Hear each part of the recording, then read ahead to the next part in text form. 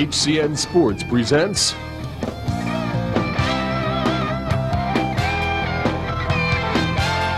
the High School Game of the Week, featuring the best in local prep sports from around the county. Brought to you by Harford Cable Network, your county connection.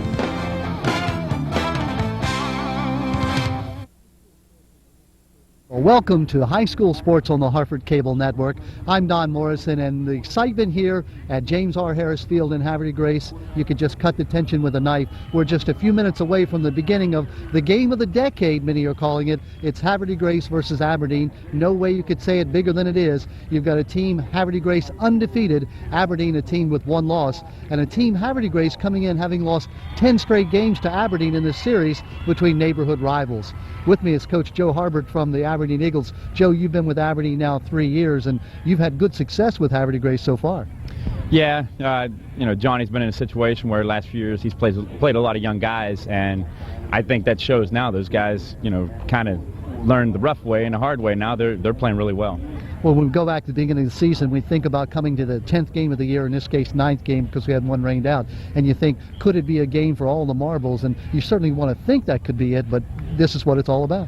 Yeah, when we saw the schedule last year, and rightfully so, they put Havre de Grace and Aberdeen at the end, that's everybody's hope and everybody's wish, and that's how it turned out this year. Of course, it's good that both teams are going to play next week. This doesn't mean win or you're out. You're going to play in the playoffs. But certainly when you talk about bragging rights, you think about the county championship, a lot on the line tonight. Yeah, there's a lot on the line. And we try to keep our kids focused as much as we can. This is a big game, but by no means is it the end of the world. We told them if we lose. This is a great test for us. Havre de Grace has a great team. They've got a lot of team speed. It's a good preparation for the playoffs for us. And it's good preparation for them also. Size-wise, again, you do have the advantage along the line in size? Yeah, we've had that a lot this year, and the last game you guys had against Bel Air, we kind of talked about it, and it's the same situation, but they are so quick off the ball. I mean, they can jump into gaps, get into the backfield. They've caused a lot of turnovers, and that's really been part of their success is the turnovers they've created. But the size, it's a nice advantage, but on the other side, they're very fast. Coach Harbert, we talk about Aaron Henderson, and when you talk about Aberdeen, you have to, but you've got a lot of weapons besides him. Yeah, a lot of people get tied into that stigma that we're just a one-man team, Aaron Henderson this and that.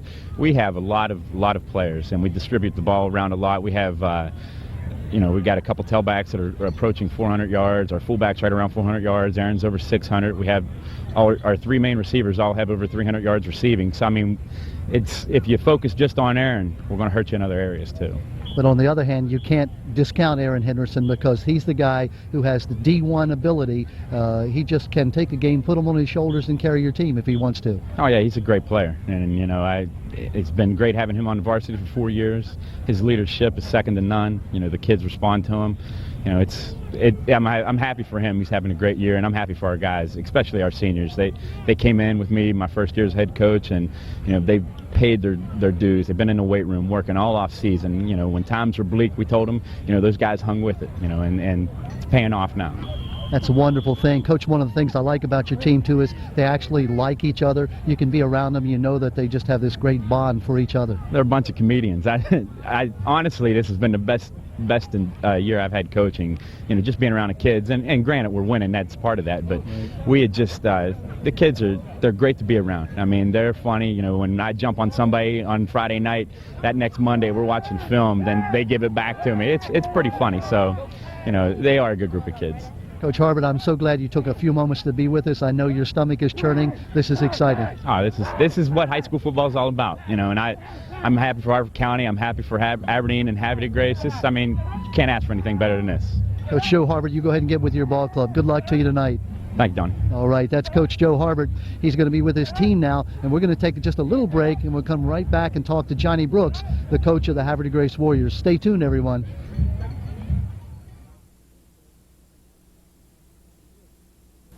Can Michael Phelps come to the wall and set a new world record? He's got a shot. He's done it! Every young person may not make the Olympic team, but they can be a winner at the Boys and Girls Clubs of Harford County. Hi, I'm Michael Phelps. My friends and I want all of you watching Harford Cable Network to know about all the great after-school activities for kids at the Boys and Girls Clubs in Aberdeen, Bel Air, Edgewood, and Havre de Grace. Boys and Girls Club members get help with their homework, play sports and games, learn new skills in the club's computer labs, do ceramics, photography, and fine arts, and have fun with their friends. Club members are supervised by trained youth development professionals, and all staff are background checked to make sure our club kids are safe. Join me in supporting our Boys and Girls Clubs of Harford County, a positive place for kids.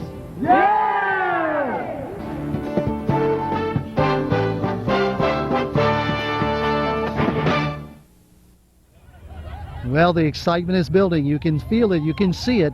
With me, Coach Johnny Brooks of the Havre de Grace Warriors. Johnny, you have ties in both communities, so this game is more than just a game. It's almost like a neighborhood get-together. Yeah, I see a lot of friends and neighbors actually over here, and went to school in Havre de Grace, so it's fun. It's almost like you said, a get-together. This field is in amazing shape considering what it was like last night. I know you have to give a lot of credit to the folks that put this field in shape for you. Oh yeah, we have some great people came out. Mr. Peach was out here all day. Ken helped us out a lot, and Mr. Walsh. I mean, some of the kids came out and helped, so they really put forth a nice effort, and it looks great.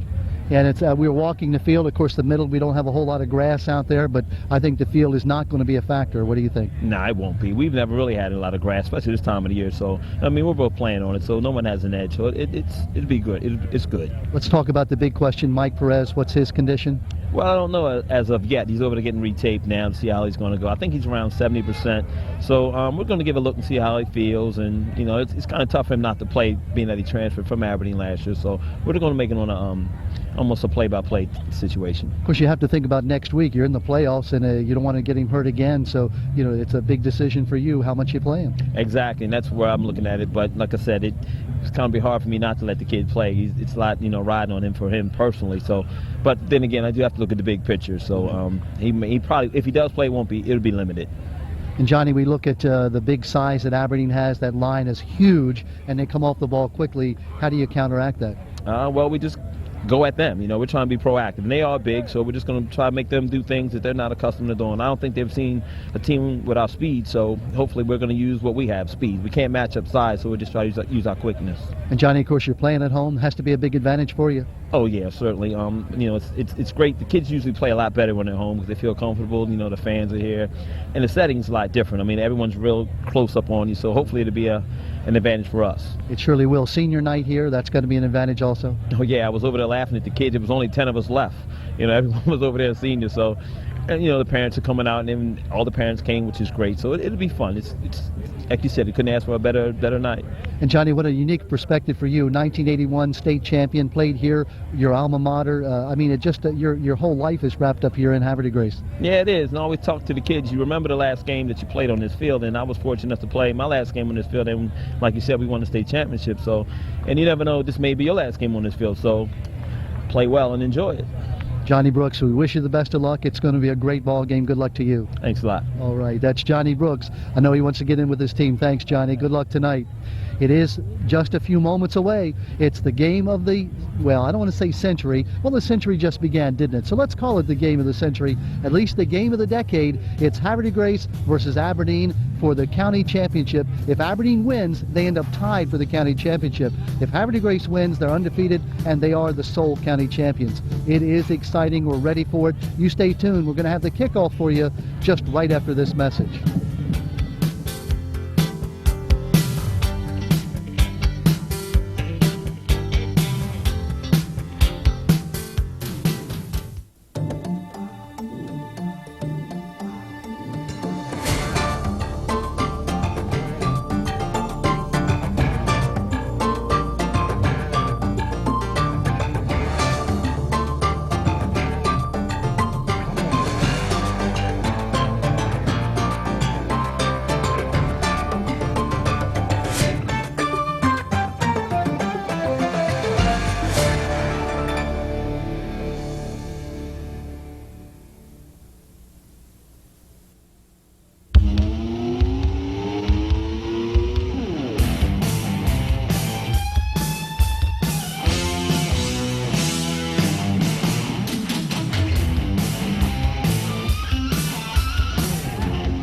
Well, Mark Busminski, we're here at the James R. Harris Field in Haverty Grace. We've got the game of the decade. You and I get to watch it from this great vantage point. Yeah, it's like the backyard brawl, and it's a great night. Both teams are excited to go for it. It's a crisp night. Both teams are excited to get out there and get those pads going. There's a lot of butterflies going through each of the players right now, and they can't wait till that ball's kicked off where they can get that first hit in. Watching the Warriors being introduced, their offensive team. And speaking of where they're coming from, you see the center of this field, no grass on the field, but as Johnny Brooks said, there's never grass on this field this time of year. And the folks here at Haverty Grace have just done a miracle job getting this field ready to play today. Yeah, I was talking to Mr. Tebow today. He had all of his forces out on the field today getting it prepared. They were using wet vacs, and they put sand out, field dry. They worked very hard getting it ready. It's not too bad a shape, really. And the outsides look fine. It's going to be in the middle. When the ball's in the middle of the field, it's going to be a disadvantage for both teams. Yeah, from about the 20 to the 20, especially around the 40-yard lines where you see the dry area, that sort of a lighter colored sawdust-type material that's been put on the field. And Mark, as we look around the field, we look to the home side from our vantage point, packed, not a place to be had as far as stands are concerned. People standing all around the field. Behind us, the Aberdeen side, that also packed. Maybe 2,000 people here at James R. Harris Stadium, and this again will be the game they'll talk about for decades to come. Definitely. This is a key matchup. We couldn't ask for a better game for the Harford County Championship. Both these teams are playoff bound, it looks like, and they're looking for bragging rights for county right now. Well, they certainly are. We look at the ball game. If we try to look at trends, the Warriors have lost 10 in a row coming in. This series that goes all the way back to 1952, Aberdeen leading by 33 wins to 14 wins, and it's been a decade since Haverty Grace tasted victory. Could this be the night? Well, very, very well could be. Both teams are very well matched. They're due for a victory against this team, and we'll see what plays out. Aberdeen is much bigger, but Haverty Grace is, I think, faster, and they're coming in Haverty Grace is coming in undefeated. They both have a lot at stake. Mark, I'm sorry, we're watching as the two teams come out. The captains, of course, nobody misses number 4 on the left. That is Aaron Henderson in the white and gold. Number 33, another captain, is Carl Stokes, along with 85. That's Ryan McVeigh. And number 55 is Manu Cooper, the captains for Aberdeen. The one young man that we saw before his number disappeared, number 2 to the left of your screen in the maroon, that's Mike Perez. He'll be a key tonight. Johnny Brooks said about 70%. He's got to worry about playing him with that bad ankle tonight and then worrying about the playoff next week. Do you play him tonight and hope you win the county championship against his arch rival, the team he played for last year, or do you try to hold him out of the game and play him next week? Well, I think you spot him only in key situations. He's got a lot at stake with putting them in. So I think you spot play that Perez and let him play in key situations. Looks like who won the toss? Haverty Grace will be going from our right to our left. Aberdeen going from our left to our right. I honestly didn't see who won the toss. I was too busy talking. We'll see in just a moment. Yes. Let's give the refereeing crew there if we could. Let me go over the officials here tonight. Head referee Jerry Marcello, umpire Larry Strausser, linesman Ken Gardner, line judge Joe Voskel, back judge Eugene Vickers, and side judge Joe McKeever. Now he answers our question. The Warriors will be receiving. They'll be going from your right to your left across your TV dial. Looking back in deep receiving formation, number 9 is Zane Walden. Number 24, that's Dante Mason, back deep. Aberdeen will kick the ball off. They'll be kicking off from your left to your right. The Eagles again dressed in the white tops with the gold trim and the blue pants. The homestanding Warriors in their all maroon with the white trim and the gold trim as well. Mark Busminski, everything is ready. The night is perfect. No rain tonight. The field is in good shape. It's good, crisp fall weather for football. Couldn't be better. Couldn't be better is right. I mean, these pads are going to crack tonight, and you'll hear every hit that takes place on this field. I mean, we're right up on the field too. I mean, we're 10 feet from the sideline. Yeah, from maybe the sideline. 20 feet from the sidelines. Our facilities department, who brought this scaffolding over for us so that we could have a vantage point on the visitor side looking back toward the home side. Want to thank Jeff Ayers and his guys for doing that. And Wayne Tebow, the principal here, I mean, you could not get anyone who could be much more accommodating than Wayne Tebow. That's for We sure. Thank you for that. Well, you can hear the fans behind us. This is the Aberdeen side. They are excited about their Eagles. There's definitely going to be a lot of background noise tonight. Kicking off for Aberdeen, number 8 is Cody Martin. He'll be meeting the ball right at his 40-yard line, and he'll be meeting it right in the middle of that. I like to call it kitty litter. It's not kitty litter. It's a stay dry compound that they put on the field right at that point. They worked hard all day. Zane Walden 9 and 24 Dante Mason up at about their own 15-yard line in receiving formation, and we are underway. Ball coming down to Walden. Walden will take it at the 15. He's got a lane across the 30, still on his feet, finally taken down just short of the 40-yard line, where the Warriors will put it in play, 1st and 10. Great return, eh? He saw the lane open up. He saw a little window open up to their right, and was able to hit that same and make a great gain out of it. Ball sitting right at about the 38-yard line. Starting lineup, the backfield for Haverty Grace, Shane West, number 11. Steve Boykin, 15, is the up back. And it looks like, yes, indeed, Mike Perez, number 2, is the tailback. West, the senior quarterback, has the ball, looking deep, fires it. It's going to be incomplete and almost intercepted by Avery Willie, the closest man to the ball. A little surprise there on first down. He's trying to flex them out, spreading them out a little bit, stretch the field. I mean, not a bad play. See what type of defense they're going to show, but that was good coverage by Aberdeen. They had double coverage there. Joe Harpert, you saw there a moment ago on your screen, the fine young coach for Aberdeen, his 4th year. 2nd down and 10, the ball at the 38-yard line. Justin Donaldson flanked over to the near side. The give is to Perez. He's going to be hit and held. Held by Manu Cooper, number 55. No gain. That'll bring up 3rd down. Great penetration by the Eagles' 5-2 defense there. He's able to just get up there and plug that hole. They caught tried to cause that back to bubble a little bit, and was not able to hit the seam. Jeff Shivers, Dan Dulce, George Engel, Eric Beer, and Rick Gallo across that front line for Haverty Grace. Big play, pass, that's going to be complete, but it's going to be short of the 1st down.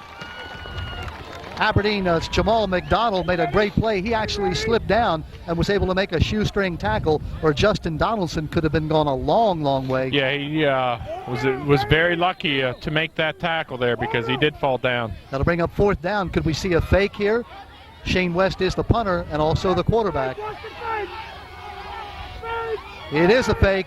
There's the pass down the sideline, complete for the 1st down and more. What a great play. Nobody covered that wide receiver. Robinson for the 1st down.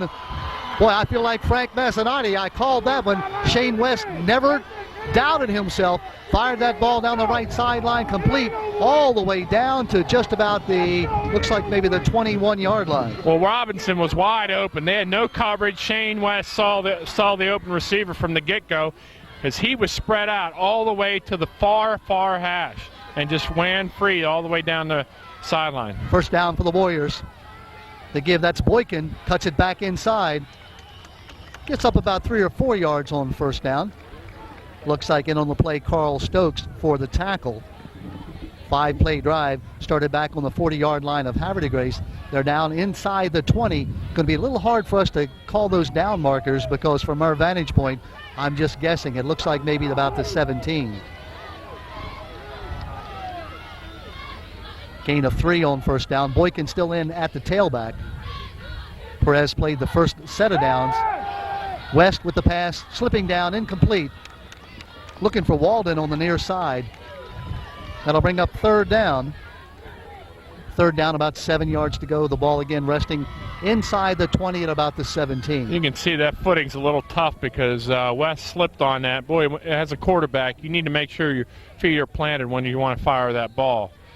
Shane West, the 6', 180-pound senior, a D1 or Division I prospect as a place kicker, also a fine high school quarterback. Donaldson flanked to the near side, Walden to the far side. Boykin is the tailback. In motion is Mark Leidecker. Flag goes down. Boykin is going to be hit and held as he enters the line of scrimmage. Tackle made by number 32. That's Sean Lewis. No gain, but let's see what the flag is all about. It's going to be against Havre de Grace. Looks They're like. Talking to Aaron Henderson. Aaron Henderson, who plays quarterback and goes over and plays linebacker.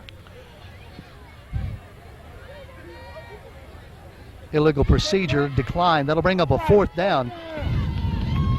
Of course, they have that weapon, West.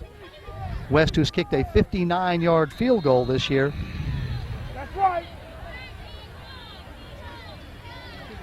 He's got 8 field goals on the year, and looks like the Warriors are going to call a timeout to talk it over.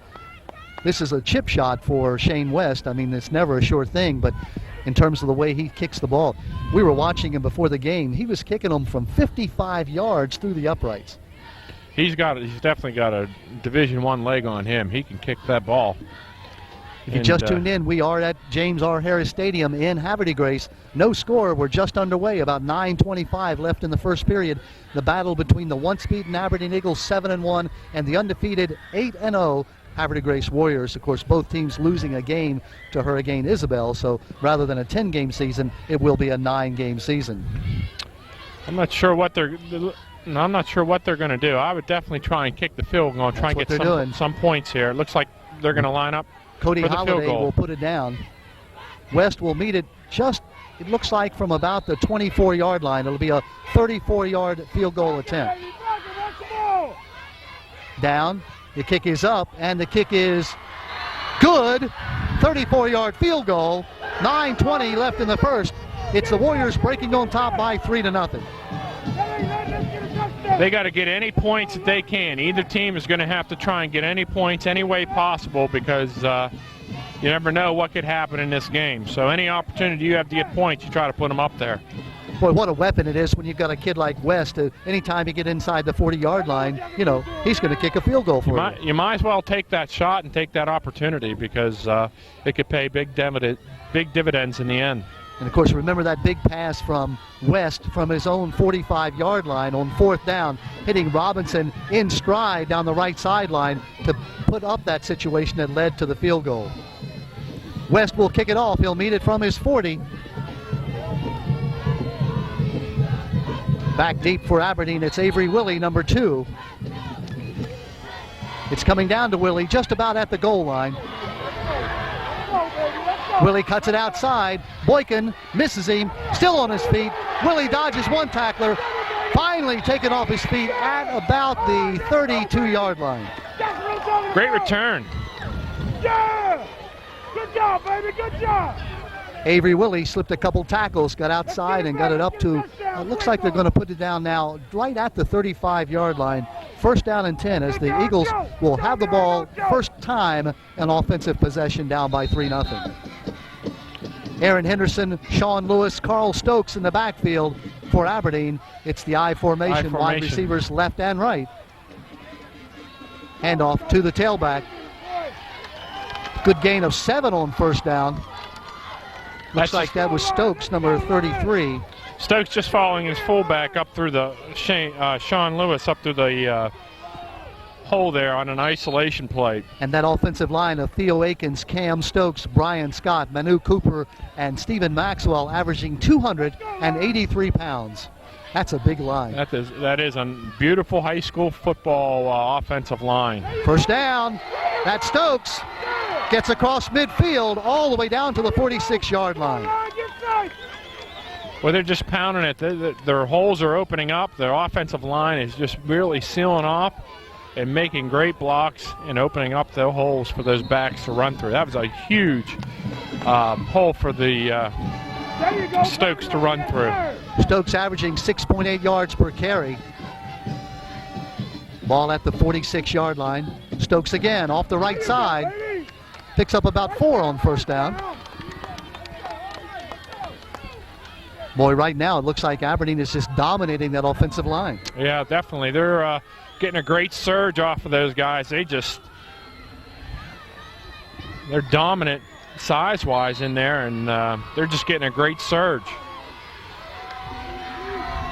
Kenny Hunter, Joe Krusch, Nick Blevins, TJ Andrews, Darrell Grimes across the front. Back to pass, gets it off, incomplete.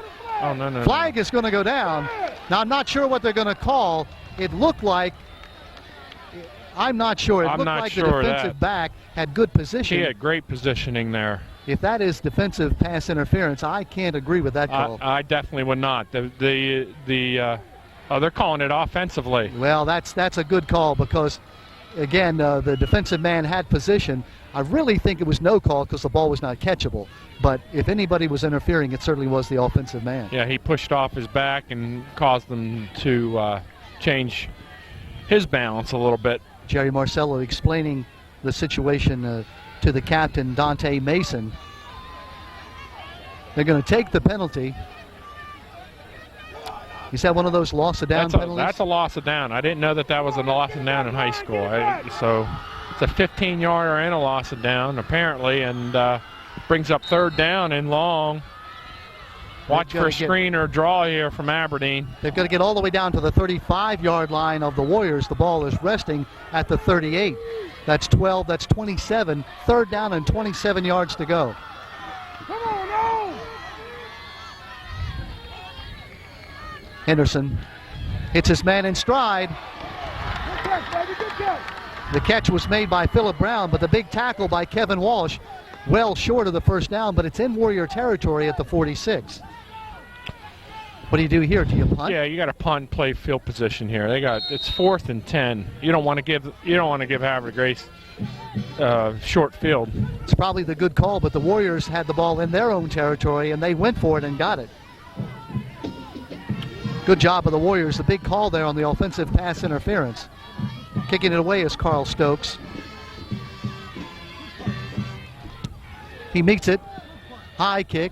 Coming down, it's going to hit and take a bounce. Scooped up, and down he goes. That was Mason. Scooped it up, and just about the time he got it, he got 2 Eagle tacklers, and it looked like Mark Leidecker, number 7, the first man down to hit him. Ball deep in Warrior territory. Oh, they're going to put it down outside the 10-yard line. I'm guessing around the 12-yard line, Mark. Yeah, looks the ball's sitting at about 11 or 12.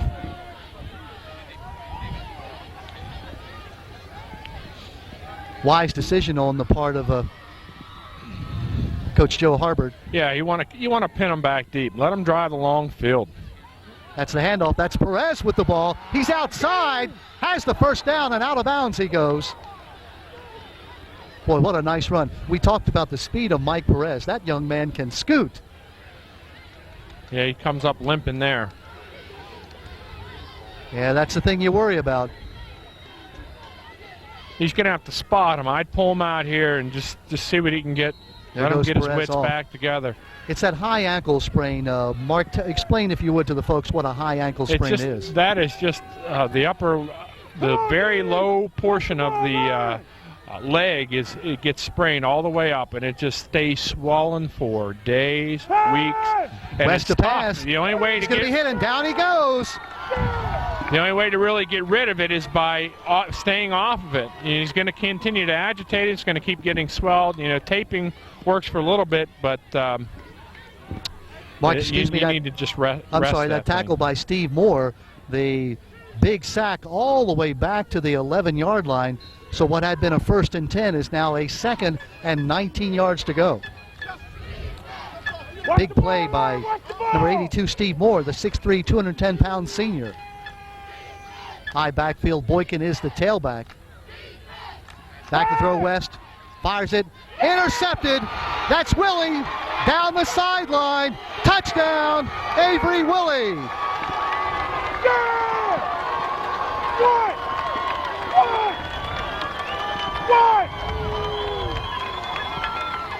Willie was just sitting there in coverage and just threw it right to him. West missed his receiver. Willie was just sitting there, and it was just Katie barred the door there with that pick. There was nobody going to catch him. Avery Willie, 22 yards on the interception and the touchdown. Cody Holliday in to attempt the extra point. Eagles on top now at 6-3.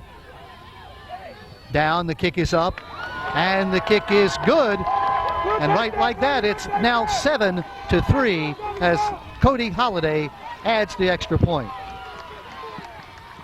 We got a swing of emotions here, back and forth, back and forth. I talked about Mother Mo. Yeah, I said Cody Holliday. It's Cody Martin with the extra point to make it 7-3. Now, West, if he has a weakness, it is he has been intercepted 8 times now, 9 times this year, Mark, and that ball was thrown exactly right into Willie's breadbasket. Yeah, he was sitting there waiting on it. I mean, he couldn't have thrown it any better for an interception there.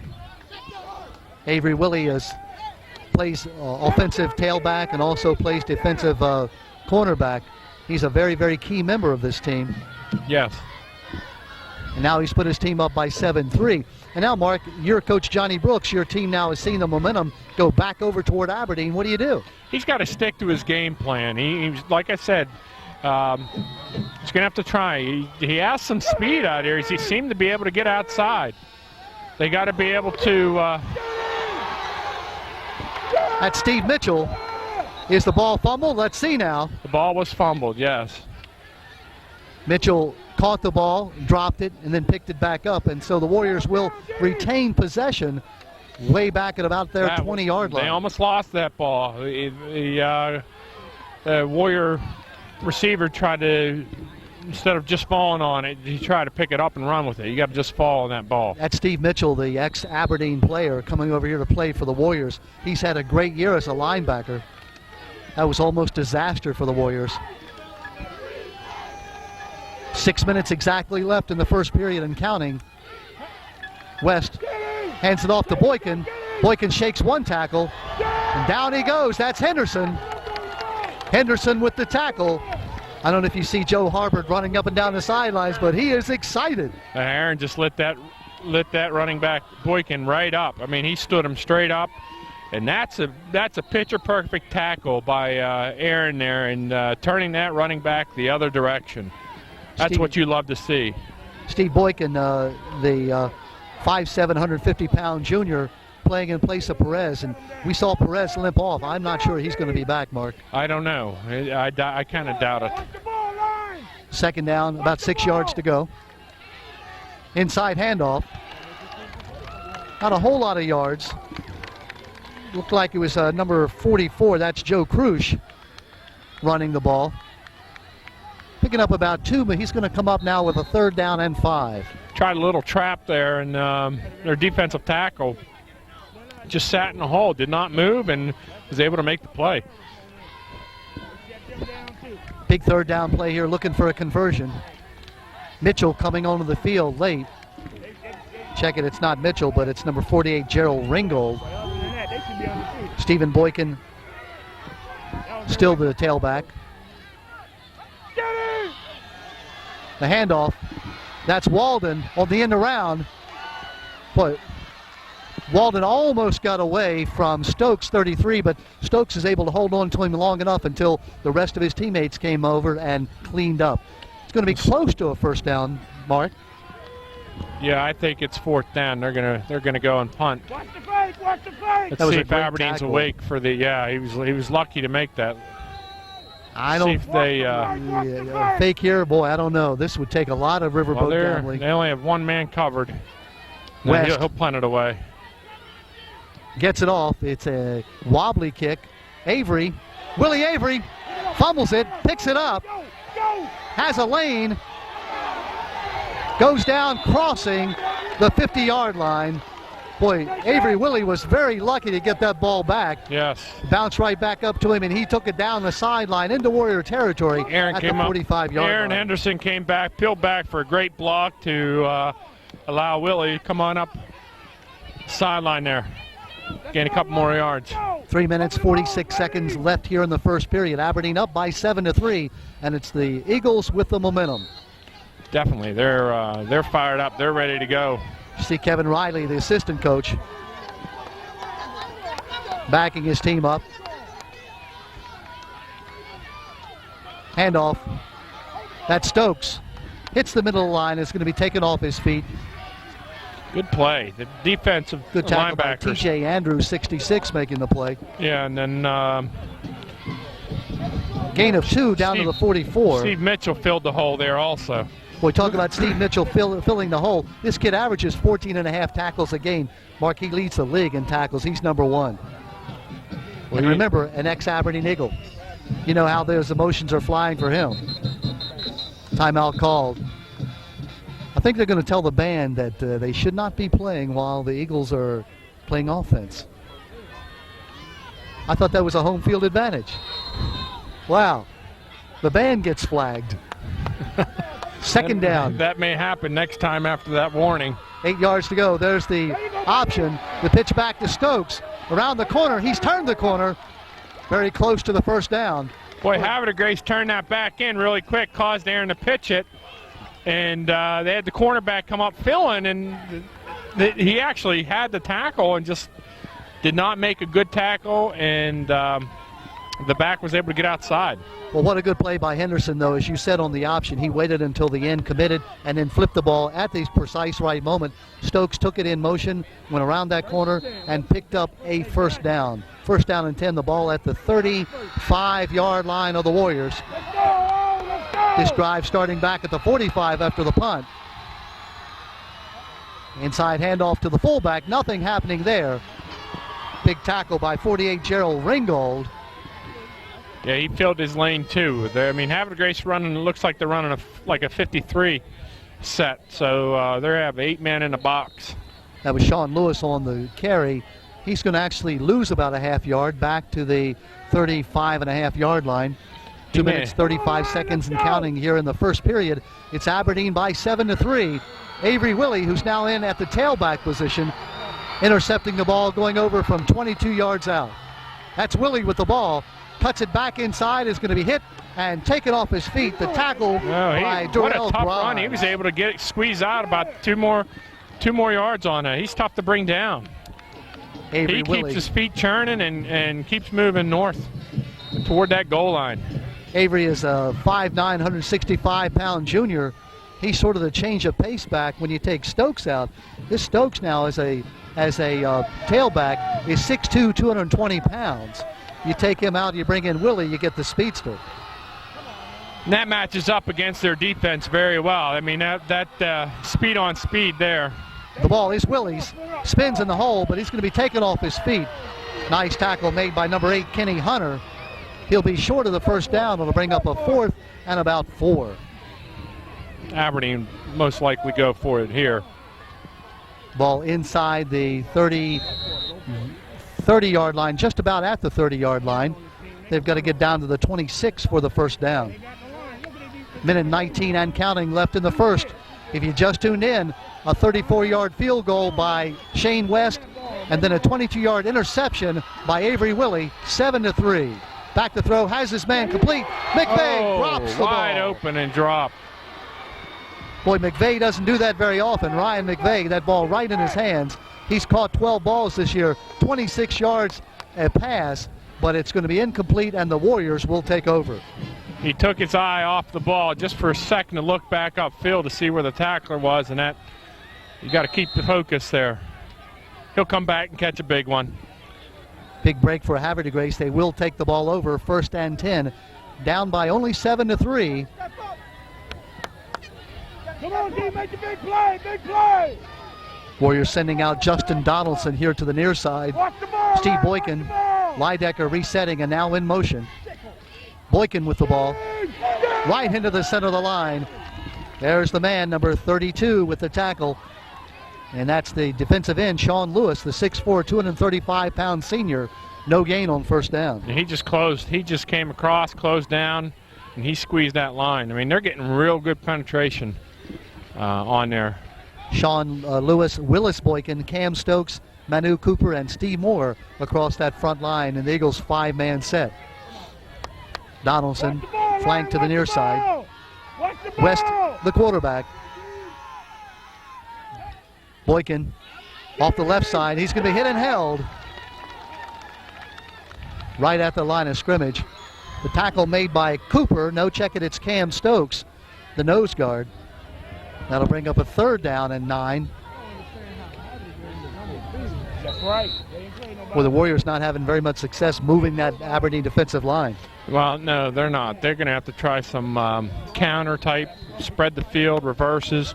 They're going to have to get them flowing one direction and come back the other way. Perez back in the ball game. That'll be the end of the first quarter now. 7-3 our score. Aberdeen leading. The field goal by Shane West on the first series of downs for Havre de Grace. And then the big interception by Avery Willie and a 22-yard return for the touchdown. The extra point by Cody Martin. That's where we stand at 7-3. 3rd down, 9.5 yards to go. When we reset, the Warriors will be going now from our left to our right. This game is all what it's cracked up to be. You can't ask for a better championship game right here.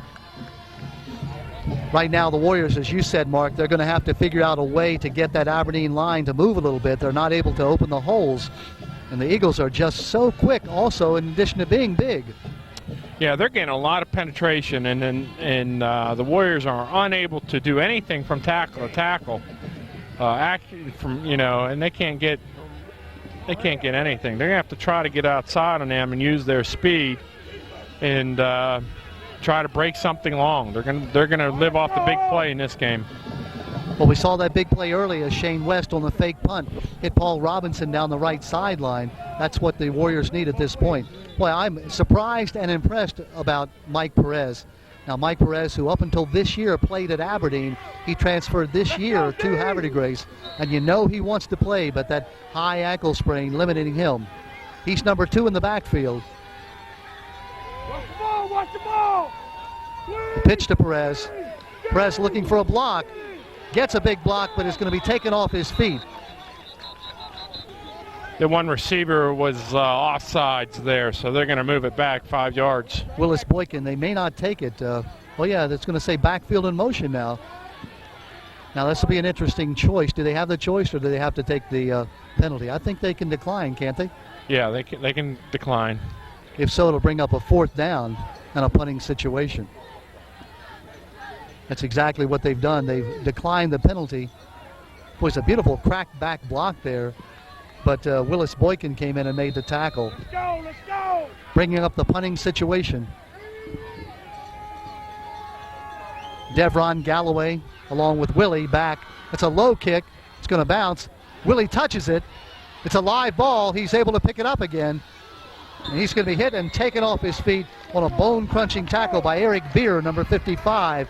Ball right at the 38-yard line. That was great punt and good coverage, because you only have to cover 1/3 of the field when you kick it down inside that hash.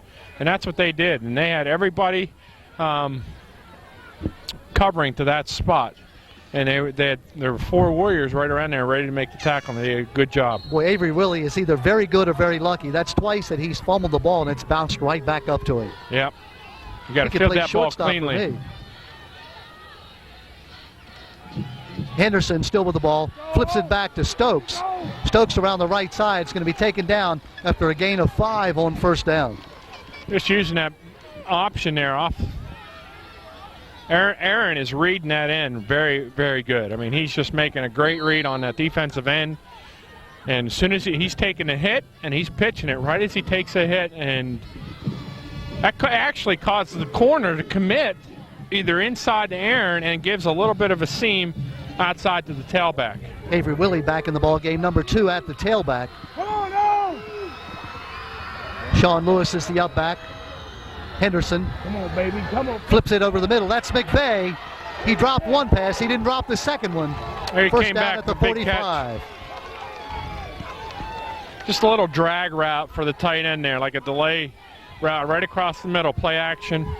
Aaron was able to pull those linebackers up to create a little seam between the safety and the linebackers. Poor Mark, and you have to be impressed that he was rolling to his left and threw the ball back across his body. That takes an arm. It does, but his receiver was coming toward him, so made it a little bit easier. First down and 10, the ball at the 45 of the Warriors. That's Willie. hit at the line of scrimmage, stays on his feet, finally taken down on a nice tackle made by Keith Harris. Actually, check it, it's number 40, Steve Mitchell. Yeah. Mitchell, the leading tackler in the league, reached out that big paw and pulled him down after a gain of about 3. This drive started back at the 38-yard line. The big pass from Aaron Henderson to Ryan McVeigh for that first down. 2nd down 7, the ball at the 42-yard line of the Warriors. Second period, 7-3 Aberdeen. Stokes hit at the line of scrimmage and taken off his feet by Mitchell. Check it, Gerald Ringgold, number 48, with the tackle. Gain of about 3. It'll bring up a 3rd and 5. 9:42 left in the first period. 7-3 Aberdeen.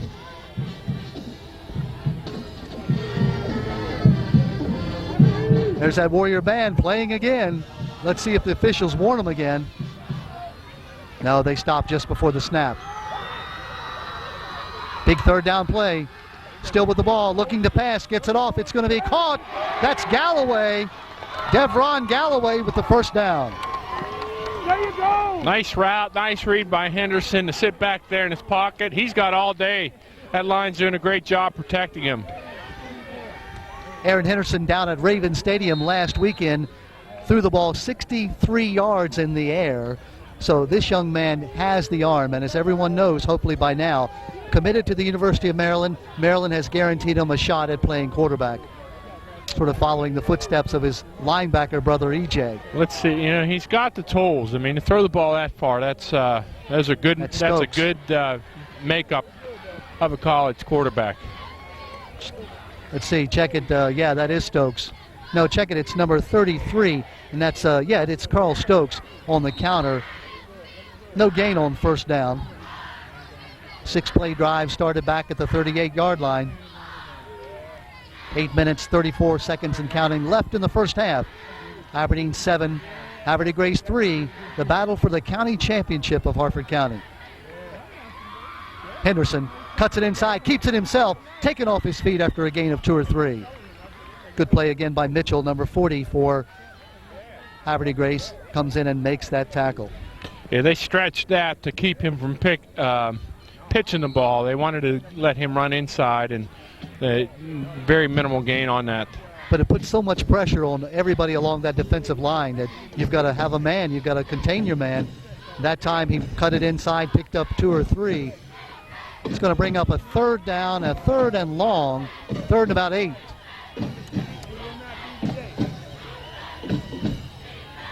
Timeout called. Looks like the Eagles are going to call a timeout to talk it over. If you just tuned in, we're at James R. Harris Field in Haverty Grace. The battle between 7-1 Aberdeen, 8-0 Haverty Grace. A win by Haverty Grace. They are outright champions. Even if the Warriors win, Mark, they're still seeded number 1 in their region.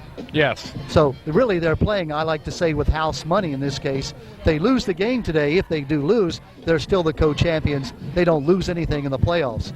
Aberdeen, they need a win for a tie, and if they lose, they may lose in a seeding in the regions. That's a possibility, depending what everybody else does in the region. Is going to be dependent upon that, You see some of the fans here leaning on the railing at Haverty Grace. Those are Aberdeen fans because we are on the Aberdeen visiting side as we look back toward the home side of the field. All right, now let's go. 3rd down. Henderson without a fake. Looking for the corner. That's Galloway. He has it. He has a touchdown. Nice catch. Devron Galloway. What a pass and what a touchdown. Just threw the fade right over there. Galloway was able to just stay in bounds. Looks like a touchdown pass of 27 yards from Aaron Henderson to Devron Galloway. And all of a sudden now it's 13-3 as the Eagles have that lead of now 10 points.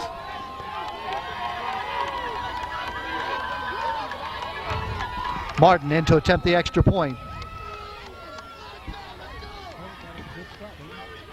Kick is up, and the kick is good.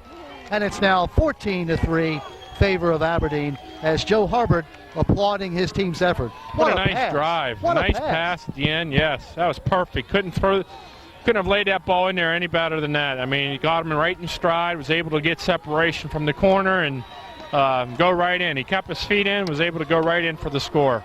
9-play, 62-yard drive, capped by a 27-yard touchdown pass from Aaron Henderson to Devron Galloway. For Galloway, that's his 5th touchdown pass of the year. He had 14 pass catches coming in for 23.2 yards per catch.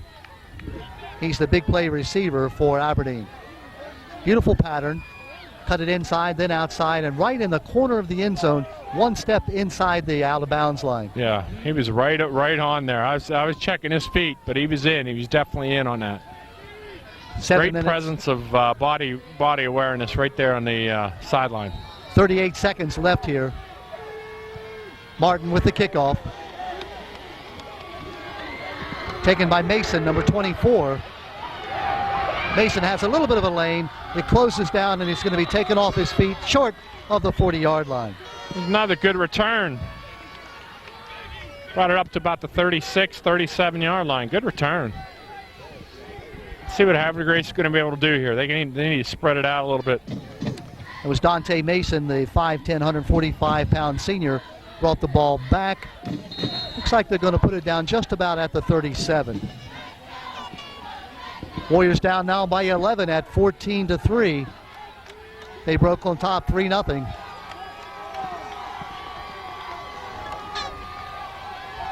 Perez in at tailback. West throws the ball, has his man. That's Donaldson. Leaping catch at midfield.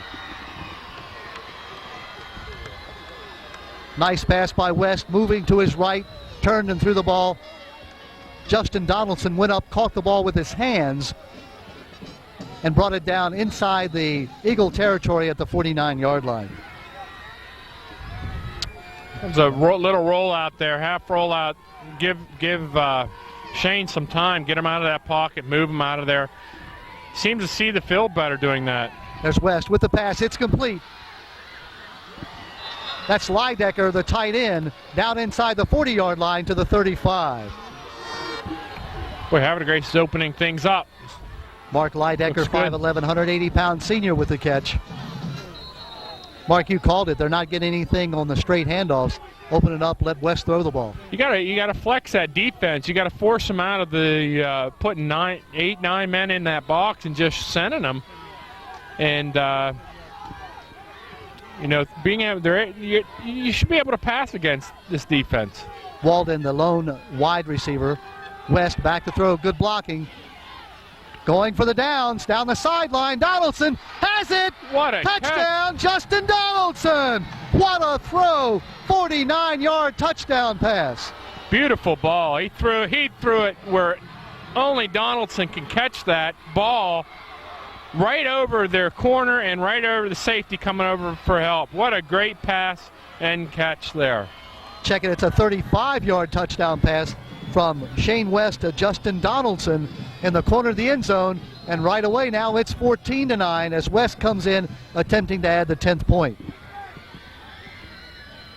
The kick is up, and the kick is no good, off to the right. Had plenty of distance, but the kick was no good, and the score remains at 14-9.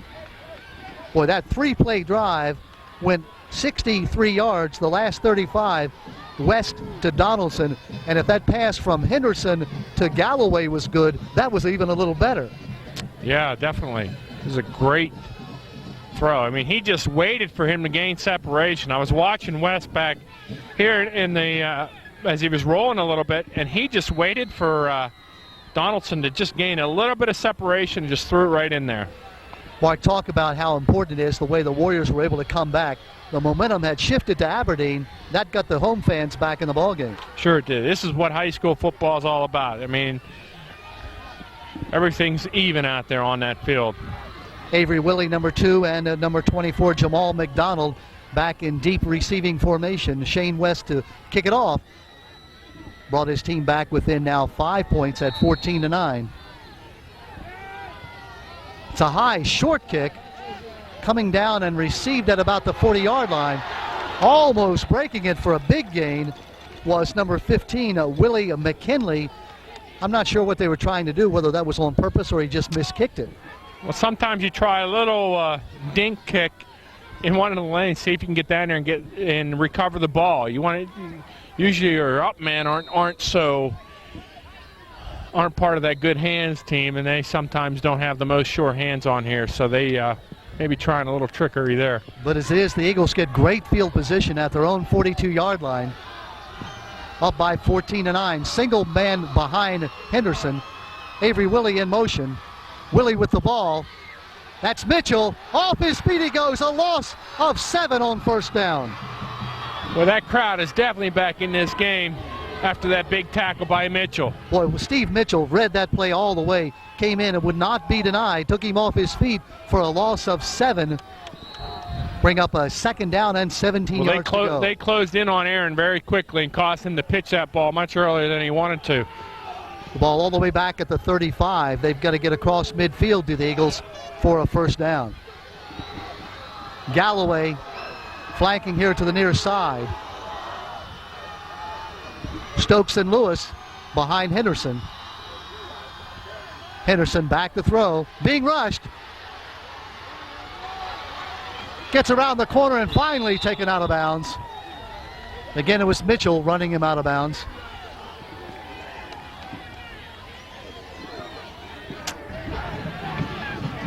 Looks like he may have right back to the line of scrimmage. Ryan McVeigh came back for a great peel back block to try to give Aaron a little bit more. That was a great block by McVeigh. No gain. It'll bring up third down and 17 yards to go. 5 minutes, 32 seconds as Henderson went out of bounds on that play left in the first half. It's Aberdeen 14-9 over Havre de Grace. Big third down play up. Henderson, 2 men behind him.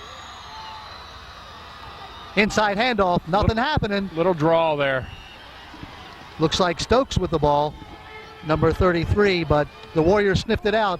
That man again, Mr. Mitchell. Steve Mitchell, only 5'11", 180 pounds. Havre de Grace come up with a big stop there, Don, and is forcing Aberdeen to punt. That'll bring and Stokes. They may get decent field position here. Check it, Sean Lewis in to kick the ball away. Dante Mason back to receive it. Low kick. It's going to come down. Fielded on the bounce by Mason at his own 40. Mason looking for a lane. It's going to be hit. Still on his feet. Breaks 2 tackles. Finally taken down across the 40-yard line. Good field position for the Warriors here. Well, you know, you go back about 4 minutes ago, it was all Aberdeen. They were running up and down the field. Havre de Grace couldn't do a thing, but they come back with that big 3-play drive all on the arm of Shane West. Yeah, they were able to open it up, and that's what they're going to have to do here, because Aberdeen's they're playing like a 5-2 monster, which are making a rover over there, which is leaving their secondary a little susceptible to passes. Back to throw again, West. No, it's the handoff. That's Perez. Perez has a hole. Cuts it outside, has the first down. Oh, there's a flag also. And the Warrior fans know, and another flag goes down. That's exactly what the officials are guarding against. It looked like Perez may have been out of bounds and hit late. The flag went down there, and then another flag was thrown in the defensive backfield. Let's see if it's offsetting penalties or if it's unsportsmanlike against Aberdeen. They're talking to... No, they're going to push the Aberdeen Eagles back. The officials are conferring. One flag went down, and it looked like a late hit on Perez out of bounds. And then another flag went down here way away from the play as there was some extracurricular activities going on. This one will be a post possession. I mean, that will be a dead ball. That one was while the play was going on out of bounds. That will be added on, and they may just bring it back from the spot of where the ball is. Let's let Jerry Marcello tell us what it is. Yeah, let's see what they do. Dead ball, personal foul against Aberdeen. The second foul is a personal foul against Havre de Grace. We could end up with offsetting penalties. Our attention was directed toward Perez on the sideline. What happened, the official you're not seeing him right now, but you'll see him on your screen in a moment. Looks like they're going to march it off and then probably march it back. Right back, yes. That's what they're going to do. It should be enough for a first down on the run by Perez. It's going to be marked right here where the ball went out of bounds. So will be enough for a first down, and the ball inside Eagle territory at the 48-yard line. Check at the 47 as they put it down. Boy, Mike Perez, give the young man all the credit. He's got that high ankle sprain. He goes out limping, but he really turned the Jets on around left end that time. Steve Boykin in the ball game, number 15, as Perez sits down. Boykin with the ball. Around the left side, gets about 4 or 5 yards on first down before he was taken off his feet. This is a high emotional game for both teams. There'll be no love lost on each side of this game tonight, you know, and you can see it. I mean, they're laying their hearts out there on the field tonight for each of these teams. Of course, it's bragging rights. Even though you forget about the county championship, these kids live so close together, play together all year long. So for all year, they can tell each other how they beat or how they didn't beat the other team. Second down, 5 yards to go. It's a long 5. The ball inside the 44-yard line. West without a fake, throws it short. It looked like he slipped.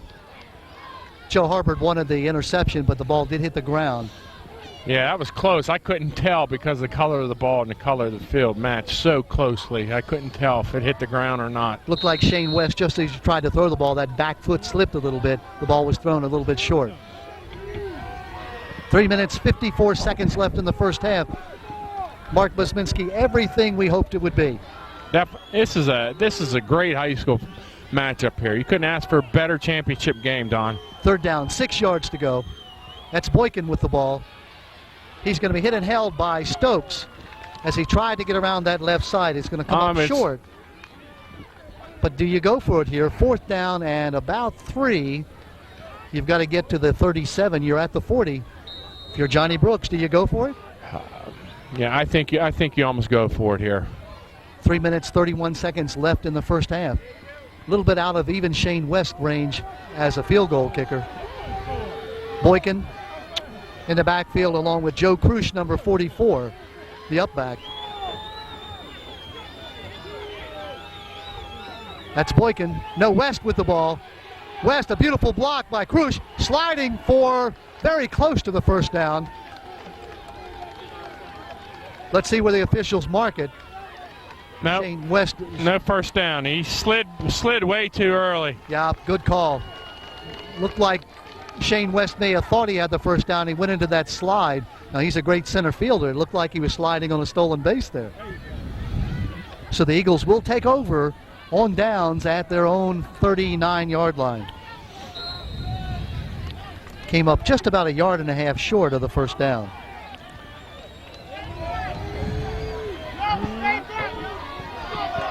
Three minutes, 8 seconds left in the first half.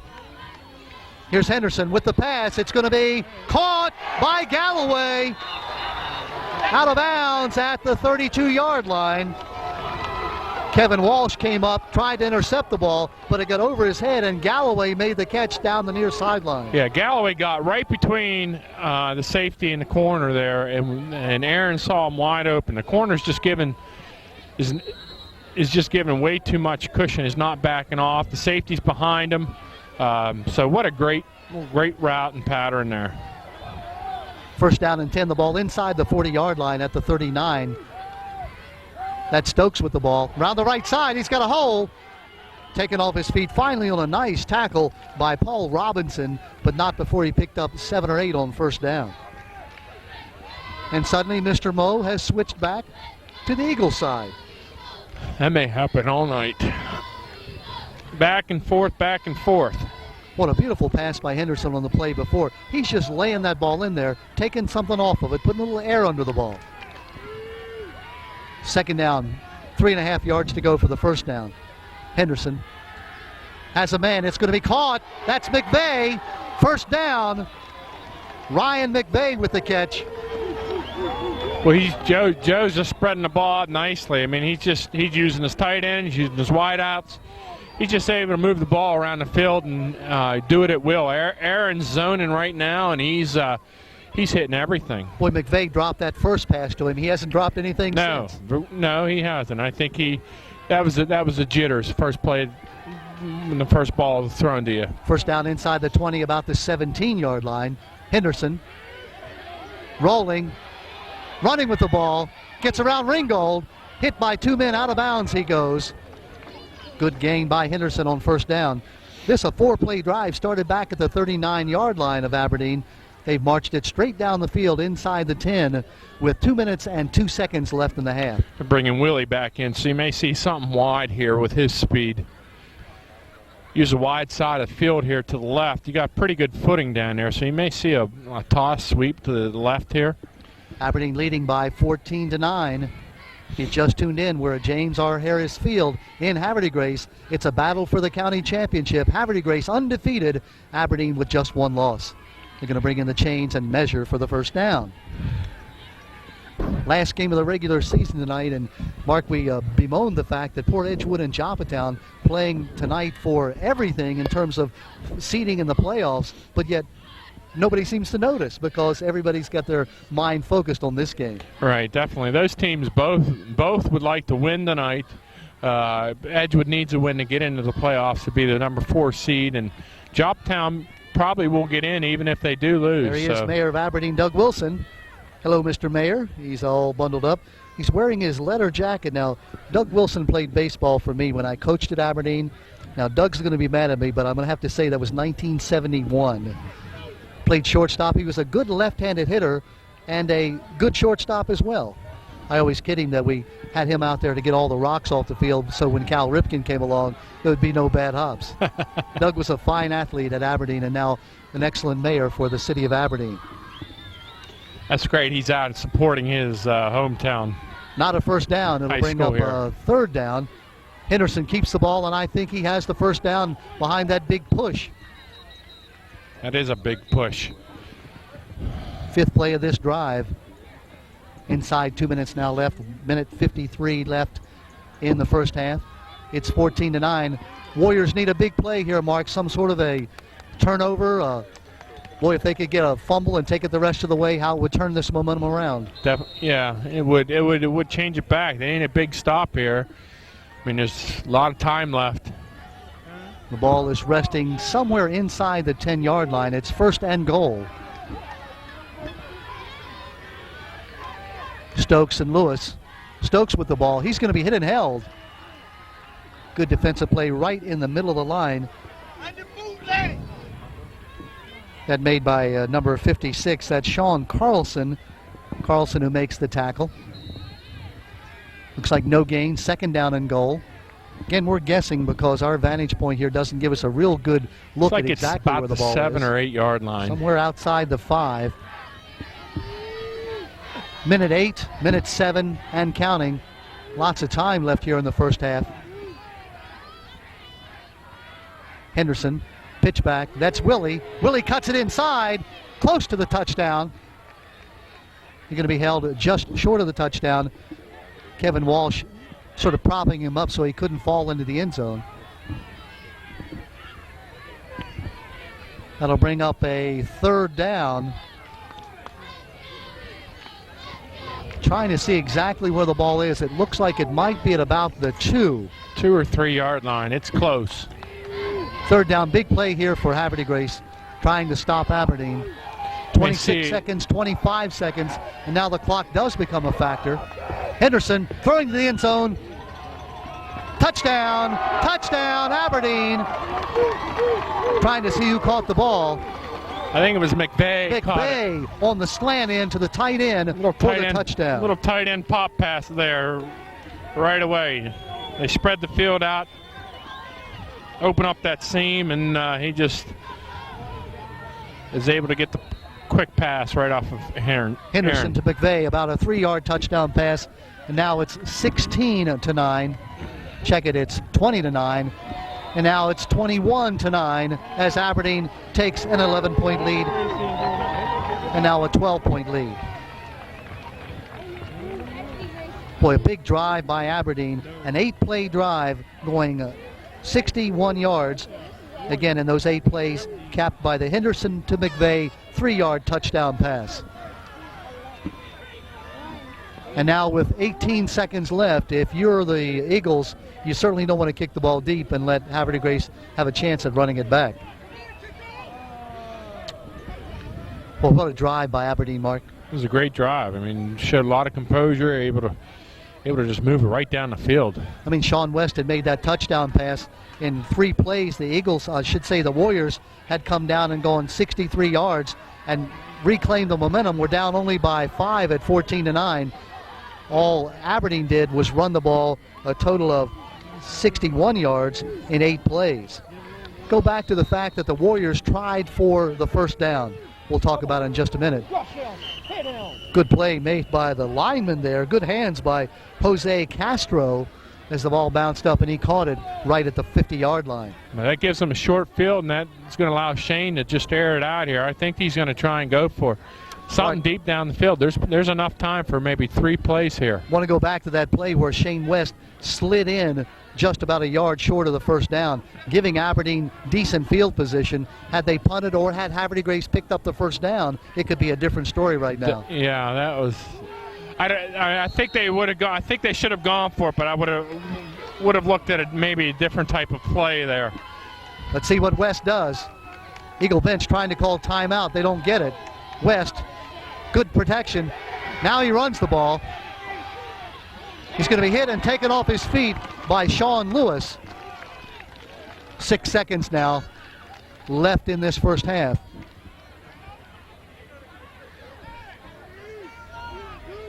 Warriors had the ball at the 48-yard line. Going to lose about 4 on that. They're going to call a timeout. Interesting call by Johnny Brooks. He wants to take one more effort at the touchdown. He's going to take another shot, try to get something downfield, pass interference or something, because they can't have a defensive penalty. Might give them the opportunity to kick 3, because they don't need but probably 25 yards to put them in the field goal range to try a nice long field goal. Yeah, if they can get down to the 35, that would make it about a 52-yard field goal. And, of course, everyone knows Shane West, I hope by now, kicked a 59-yard field goal against Joppatown, broke the all-time state record. That's incredible. That ain't bad. That's to be the all-time state record holder for all the years that they've been playing high school football in the state of Maryland. That's amazing. 6 seconds left now. Havre de Grace down by 21-9. And they just take a knee, so I guess Johnny Brooks thought better about it and said, we'll just lick our wounds here down by 21-9. We'll think about it at halftime, and we'll come back and see what we can do in the second half. We're in for a great ball game for the second half if it plays out like the first half did. Mark Busminski, you can see the cheerleaders for Aberdeen. They're happy. Their team leading by 21-9. They'd like to see the second half go exactly like the first half. Meantime, you look across the field at the Warrior fans who were so excited just a few minutes ago, and now the air seems to have gone out of their bubble. 21-9 our score here at halftime. It's the Aberdeen Eagles leading and trying to get a share of the county title. We're going to come back with more action for you in just a couple of moments.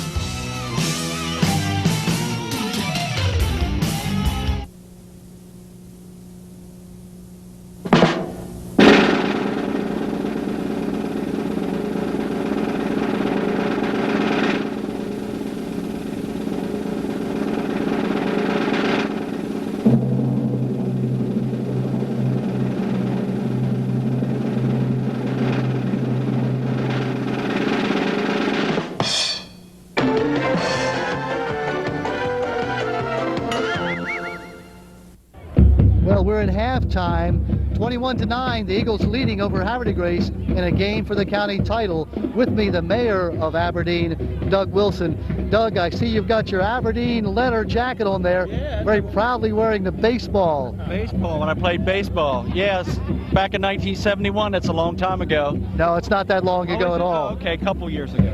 1971 was a good year, but right now, 2003 is a good year. Aberdeen looks good right now. They look pretty strong. It's a good game. A lot of intensity with these two teams. I think it's really great. Well, it really is. You talk about the neighborhood rivalry. This is really like a backyard rivalry. Yes, it certainly is. I had dinner with the mayor of Haverty Grace, David Craig. We got a little wager on the game, so. Oh, let's find out what kind of wager. Is it like an Aberdeen, I don't know, what's wagering here? No, it was monetary, but not a large sum. Mayor Craig versus Mayor Wilson. This ought to be interesting. Yes, I think it should. We'll see how the second half goes right now. Boy, Aaron is looking great. I mean, he's laying that ball in there, passing the ball to McVeigh, to Galloway. He's just putting the ball right where it needs to be. It's I've seen him play. That's a really great game. And they got good fan support here on this side of the field, which I'm proud to see. Well, this place is packed. It really is exciting. And Haverty Grace, too, man. They got to be proud. They really look good over there. They're cheering and everything. So this is a great game. Good rivalry and a lot of fun. The best it can be. High school sports, nothing better. You hang right with me there, Mayor. Jesse Jones, Aberdeen, class of 2002. 2002 basketball player at Aberdeen. You have to be happy about the way your team is playing right now. Yeah, I'm a big fan. I'm always going to be a big fan. I support them 100%. Aberdeen, they playing real well this season. I'm just happy. I'm just happy that they're making it this far. Jesse, is there anything better than Aberdeen-Haverty Grace rivalry? Aberdeen Edgewood. Yeah. But it's in basketball. But this turned out to be one of their biggest rivals. It's probably going to linger around for a long time. What a night in Haverty Grace. It's a night to be here. If you're not here in Haverty Grace, shame on you. You should be.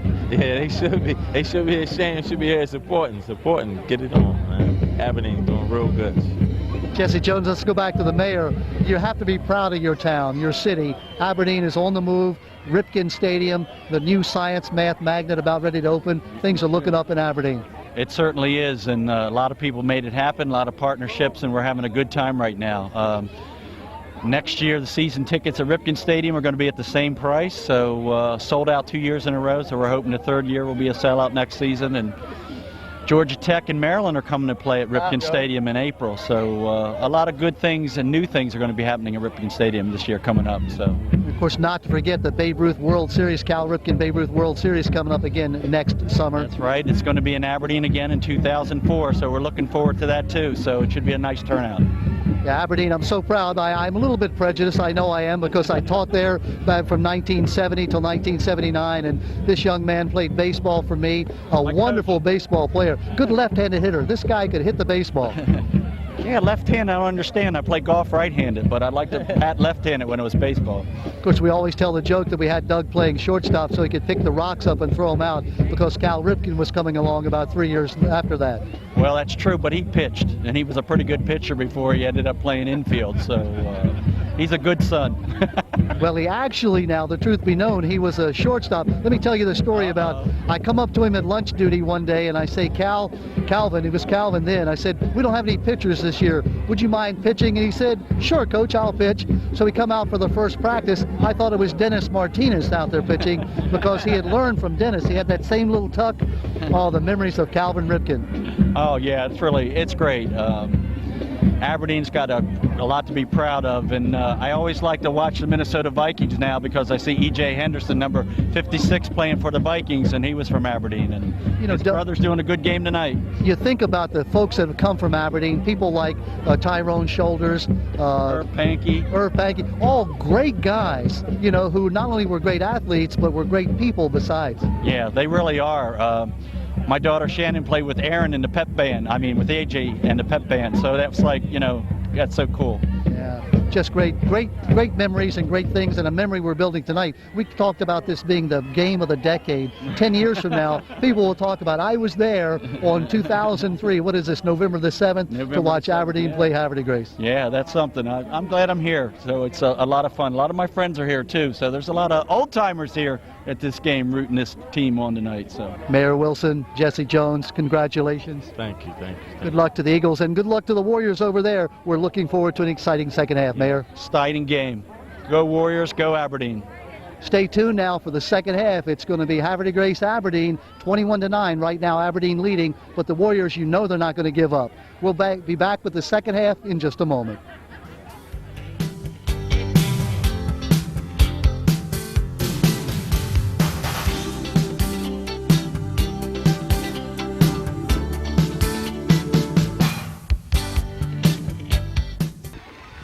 We're back with you at James R. Harris Field in Haverty Grace. 21-9 our score at halftime.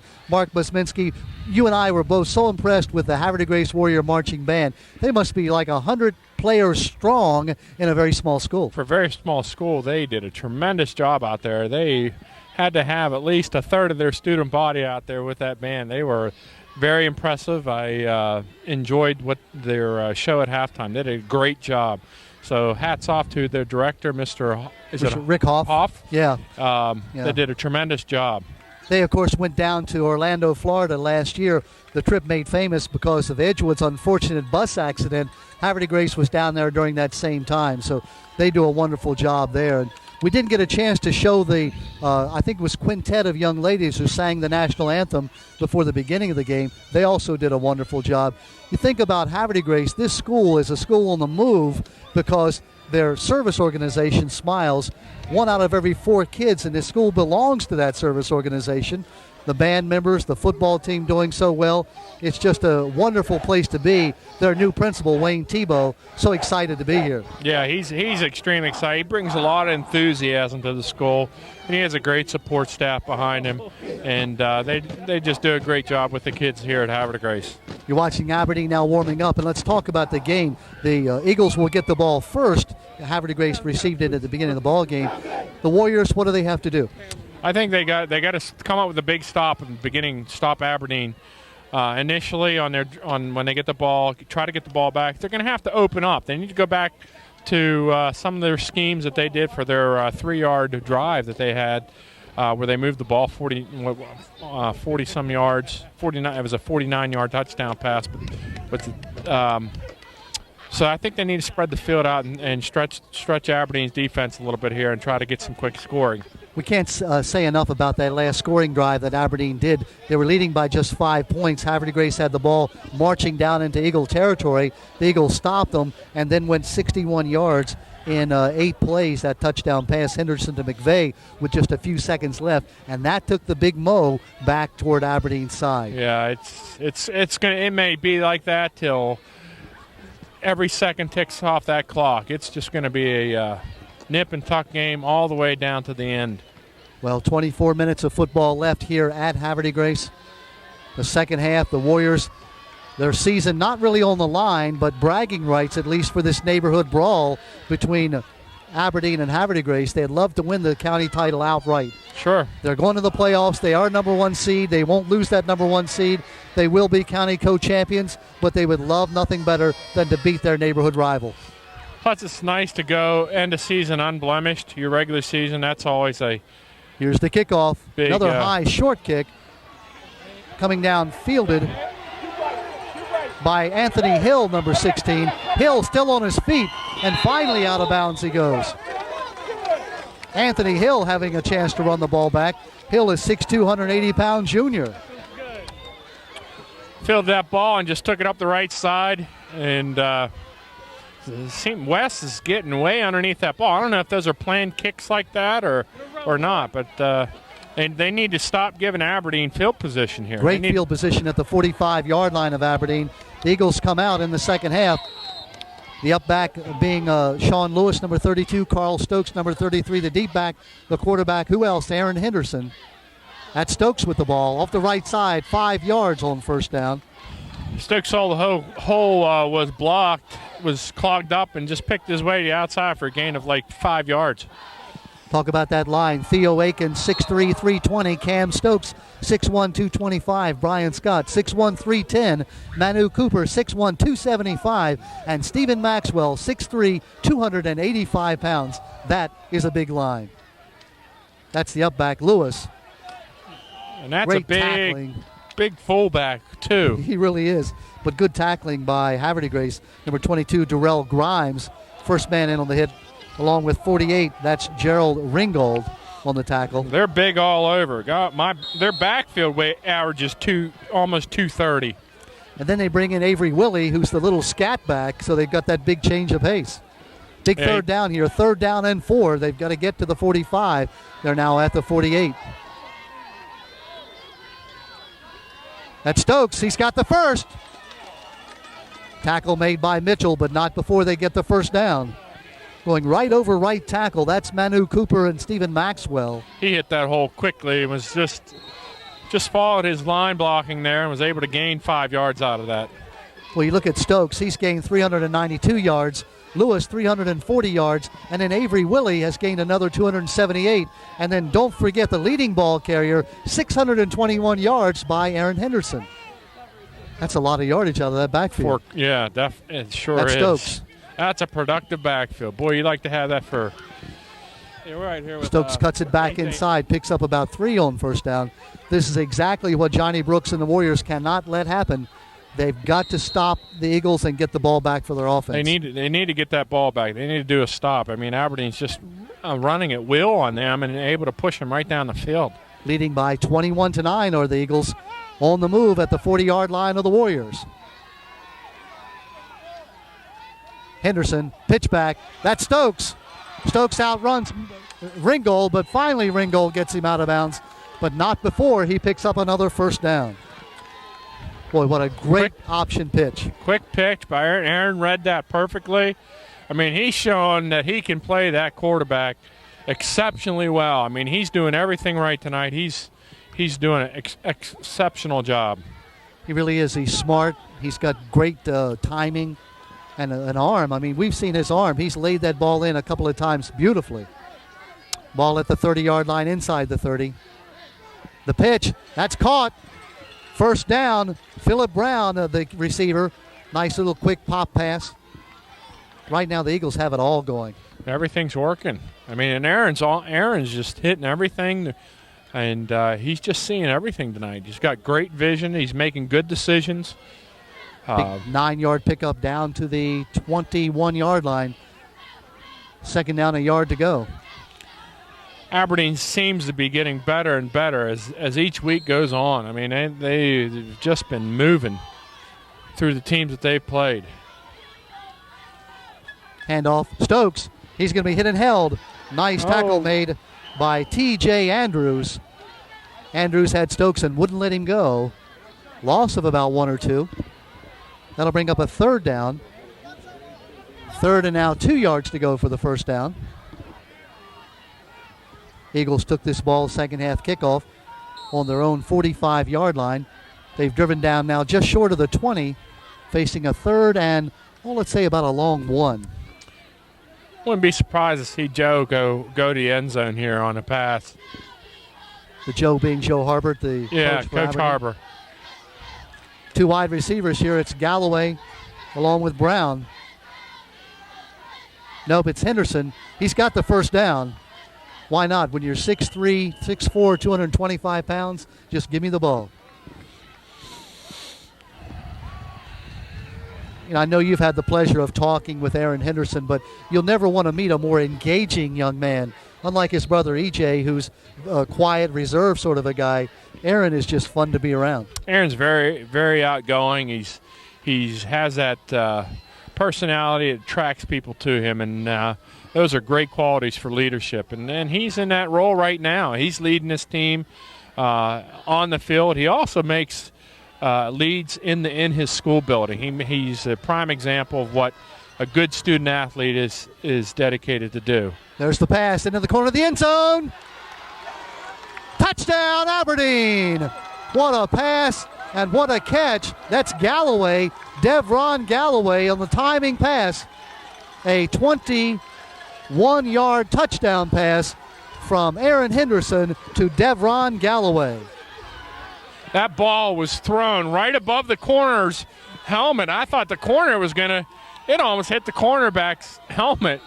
And Galloway came up with a great catch there. I don't think the cornerback saw the ball coming out. That's Martin for the extra point. It's no good. It's 27-9, though, as Aberdeen did exactly what it had to do, and that is they came out, took possession of the ball, drove right downfield in 9 plays in 55 yards. It was a 21-yard touchdown pass from Aaron Henderson to Devron Galloway. Galloway's second touchdown catch of the night, and all of a sudden the Warriors are in danger of being blown out. Yes, they are. I mean, it's Aberdeen's just really churning on all cylinders right now. I mean, they're doing no wrong, and they are just a machine tonight. What a pass. What a pass by Aaron Henderson. I mean, he laid that ball, as you said. It looked like good coverage by the defensive back, but he laid it right where Galloway could catch it. And what a great catch by Galloway. Yeah, Galloway had great vision on that ball. I don't know how he caught it, but he made a great catch on that. Devron Galloway, 4 touchdown passes coming in. 2 more tonight as Martin kicks the ball off in the direction of Zane Walden, number 9. Walden is going to be hit and held. Taken down on the tackle made by Cam Stokes, number 54. Warriors will put the ball in play, needing something big right now. They'll put it down at about their own 25-yard line. Yeah, they need to open it up, spread them out, throw the ball. Perez back in the ball game. Mike Perez at the tailback. Justin Donaldson flanked here to the near side. Inside handoff. Nothing happening. That's Krush. Joe Krush hit at the point of attack. No gain on first down. Yeah, Cooper was there also. Manu Cooper, he was just sitting in the backfield, and they just clogged that up for loss. You saw Joe Harbert, the Aberdeen coach, just a moment ago, fired up about how his team is doing.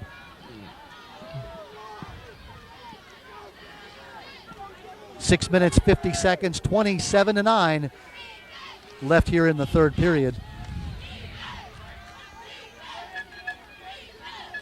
Pitch outside, that's Boykin with it. Steve Boykin picks up about 4 or 5 around right end.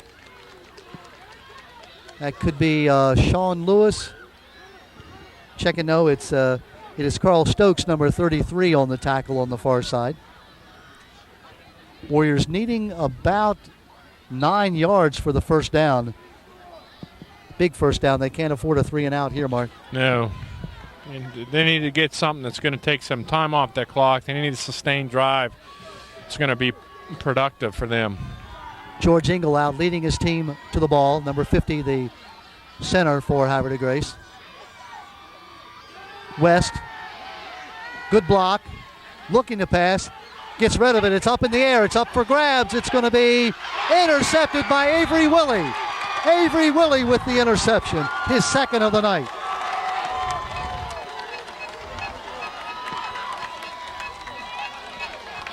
Ball right at the 46-yard line of Aberdeen. That's a big mistake there. I mean, you want to try and get that ball down the field. Something positive happened. He seemed like he just threw it up there for grabs. And of course, he's rolling to his left, and he didn't get his feet set. Just threw it up. The Warrior receiver tried to come back for it, but Avery Willie, his second interception of the night. Yeah, the receiver tried to turn into a defender at that time, but it was too late. Willie came up with a great pick. Henderson flips it. That's Stokes. Stokes down to the 37-yard line. Well, you're right, Mark. You said if they're hitting on all cylinders, it looks like they're doing just exactly what they want to do. And this is what you want to do going into playoff season, is you want to have a team peaking right now. And they brought their A game tonight, and they're peaking. Score was 14-9. It seemed like just a few minutes ago, but it's been all Eagles since that point. And they are just churning up the yardage. They're just Henderson looking down the sideline, has a man. That's McVeigh off his fingertips. Ryan McVeigh does a split down on the far end. That ball, the toughest catch for a receiver to make, coming straight over your shoulder. It was a tough catch, but I think he saw that green grass in front of him. You can see McVeigh. Because there was nothing. There was no defender that was going to catch him. Beautiful pass by Henderson. He laid it right there. McVeigh coming back, and he's saying, Aaron, hey, buddy, I am sorry. Give me another chance. He already has a touchdown pass, does McVeigh. But that was a perfectly thrown ball. The only way, there was no defender that could catch that. He threw it to the outside shoulder, which is Henderson with the ball. Still on his feet. Great play. Finally taken down. A gain of about 8 or 9, maybe even 10 on first down. The tackle made by Darrell Grimes. Close to that first down. I'm going to say third down, about a half yard for the first down. The ball at the 28-yard line. They've got to get to the 27. 5 minutes, 20 seconds left here in the third period. 27-9. It's Aberdeen. Henderson almost tackled, stays on his feet, has the first down, still on his feet, finally taken down. Well, My Henderson goodness, broke a tackle, he sure went for the did. first down. He sure did. That shows his power also and his versatility. I mean, he's got the tools, Don. I mean, he's got the tools to play at that next level. I was going to say, I wonder if there are any Ralph Friedgen scouts here tonight watching Aaron Henderson. If they are, they got their eyes full. Well, this is the game to come and see because this is a big game, and then he's performing tonight. This will be a tape to show them. I mean, no mistakes on his part at all. I'm he's impressed perfect. with the touch that he has on the ball. Henderson keeping it, looking for a block, still on his feet, and finally taken down. Tackle by Mitchell. Flag is down in the defensive backfield. Looks like Aberdeen's not real happy about it. The Aberdeen player is Manu Cooper, number 55, who's not real pleased. It's been a very clean game too, Mark. Very pleased about that. Yeah, let's see what they did. I mean, this looks like this is a pretty extensive call. If he's kicked out of the game. That's what I say. Cooper's coming off the field. Now, again, if he's kicked out of the game, he can't play the next week.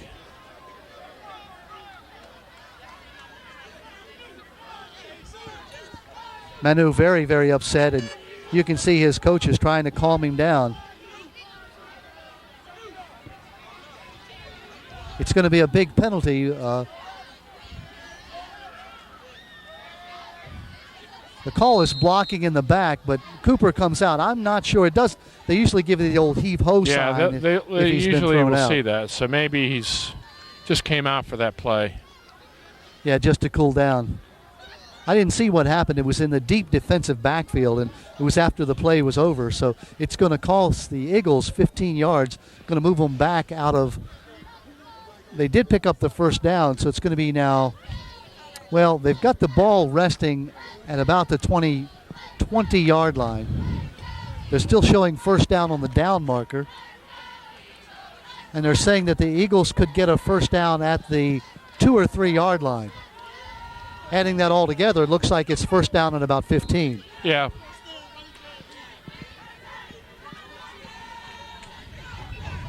So it's a dead ball foul. It looks like they got the first down, and then the foul occurred.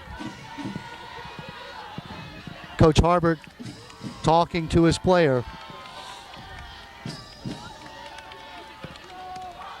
What a fine young coach, Joe Harbert. Yeah. Whenever you think Great about guy. where the good coach is going, you look around and find the Joe Harberts. Henderson. He's from Fairmont, West Virginia. Did you know that? I did not know that. He played at Fairmont State. Fairmont State, just a little south of Morgantown. Yeah, not too far south from where I played. For the Mountaineers. Yeah. 4 minutes and 13 seconds and counting. Pickup of about 3 there. That'll be second down and 11. It's all Aberdeen right now, 27-9, coming up on the 4-minute mark of the third period.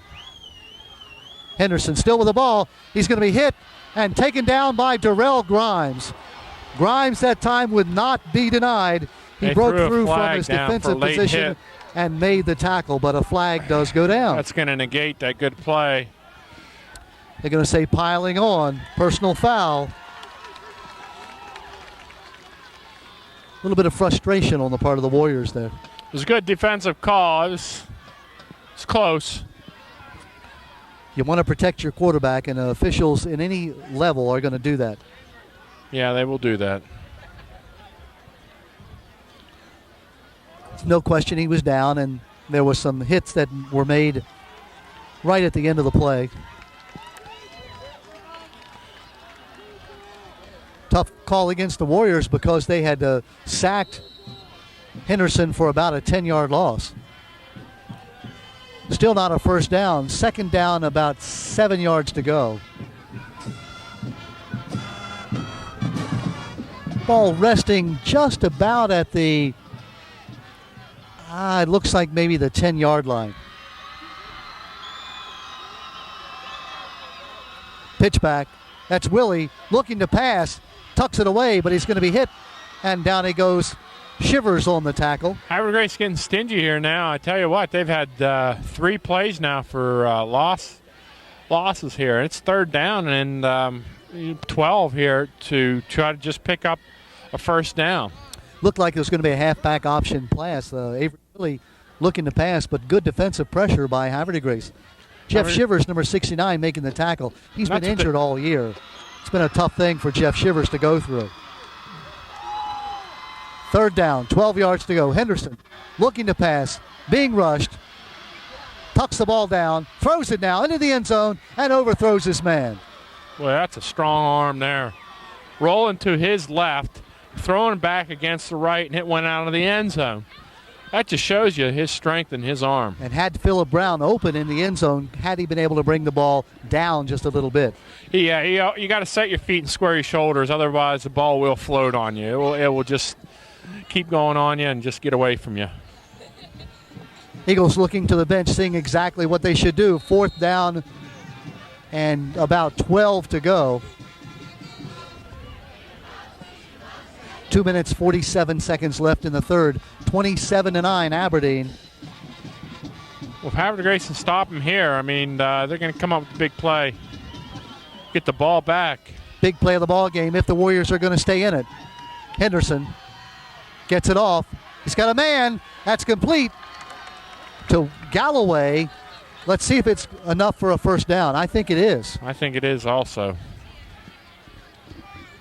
Again, rolling to his left, throwing the ball across his body. Aaron Henderson. Going to be very, very close. And I think the officials are going to... Aberdeen's saying it's a 1st down, naturally. Yes. It's close. Jerry Marcella coming all the way across. Nope, they're going to call out the chains. No, they're going to say it is not a 1st down. It's going to go over to Havre de Grace, and that is a big play. If it was short, and it is apparently, it couldn't have been short by more than a half yard.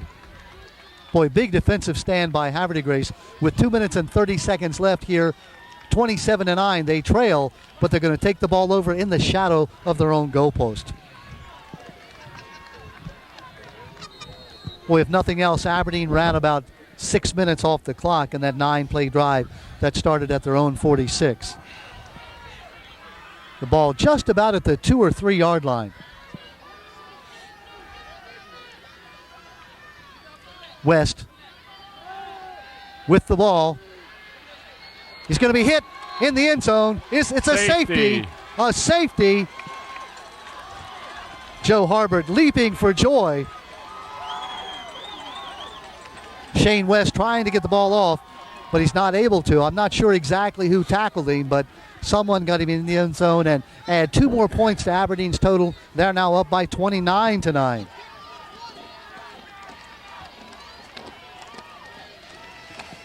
And they're going to be kicking off from their own 20, and that's going to give them good field position.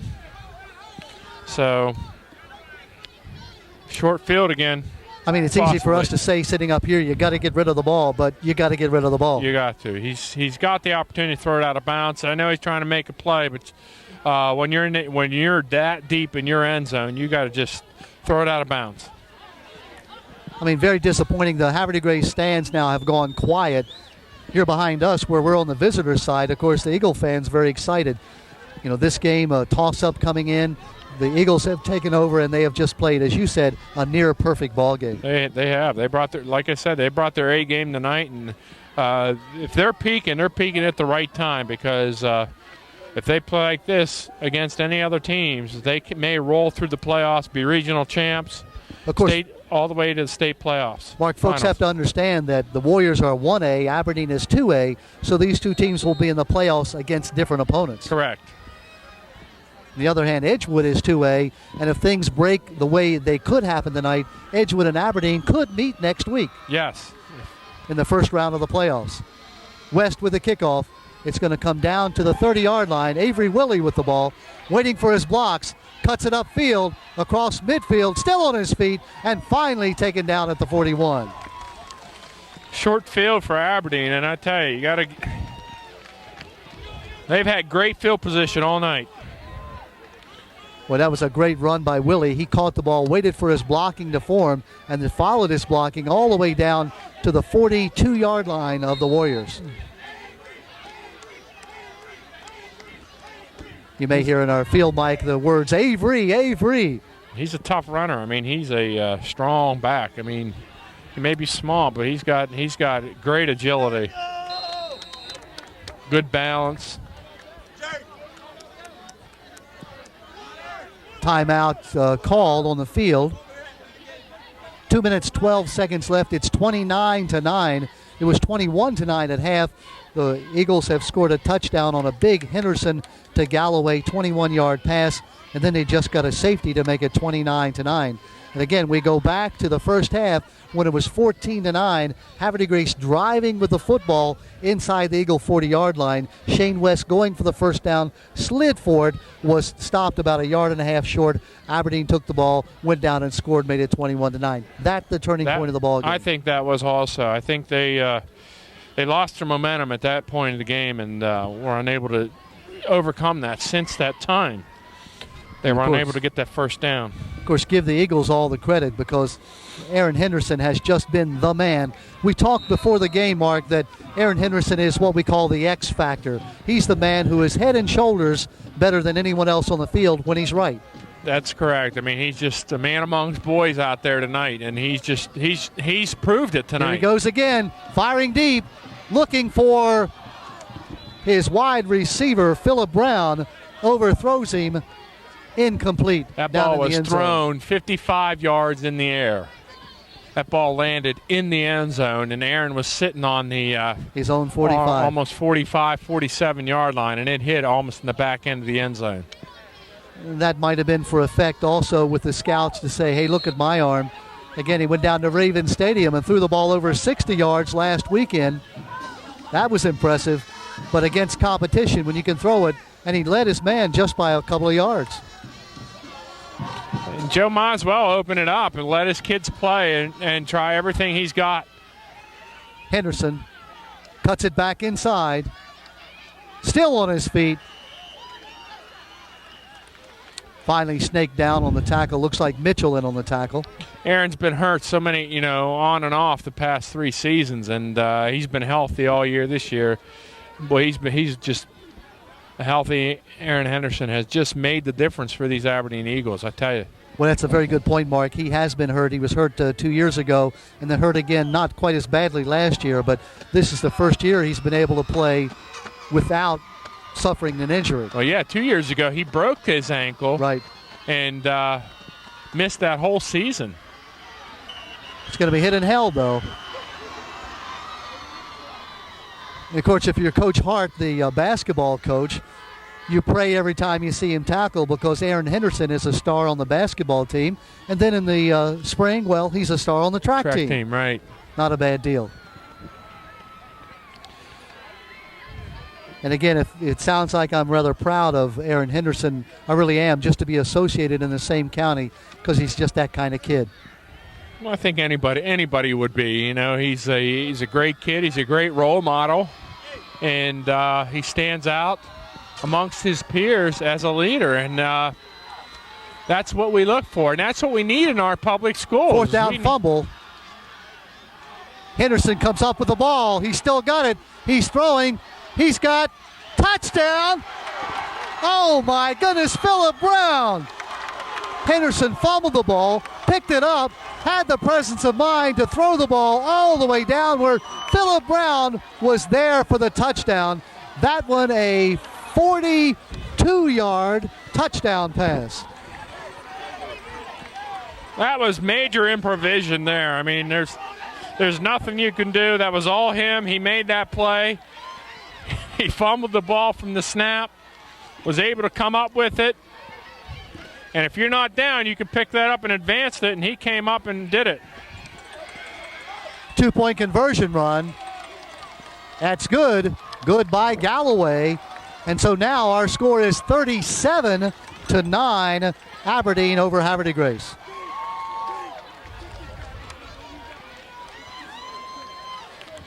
I think one of the great lines from the movie that I really love, A League of Their Own, I have seen enough to know I have seen it all. We've seen it all tonight with Aberdeen. I tell you, they've really proven themselves as a dominant factor in the county here, and you see Mr. they Henderson may go far walking for the by our playoffs. spot. Aaron greeting his fans. You know, at some point you begin to say, do you call off the dogs? You know, you've got a period to play, 30 seconds left here. You're up by 37-9 at the Warrior Field. You know, if you're Joe Harbert, do you start taking your regulars out and resting them and keeping them from being hurt? Yeah, I think you got to. They got several more games they're going to play, because I think they may make it pretty far in the playoffs, and they need to save these players. They need to put some in reserves in and give them the opportunity, because they are pretty deep on that bench. Flag down. Zane Walden bringing the ball back.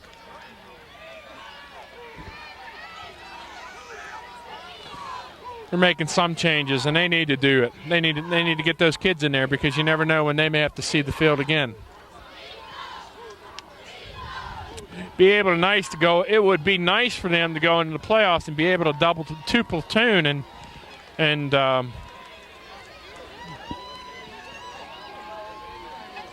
Jerry Marcello marking off the penalty against Aberdeen. So the Warriors will have the ball at about their own, looks like just about their own 25-yard line. That's Boykin, Steve Boykin with the ball, off right side.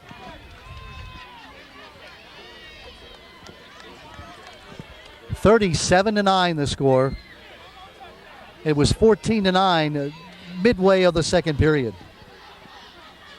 And Havre de Grace had the ball, driving for what could have been the go-ahead touchdown, and it's all turned around since then. It's the end of the third quarter, Don, and 12 minutes to play in this ball game, 37-9.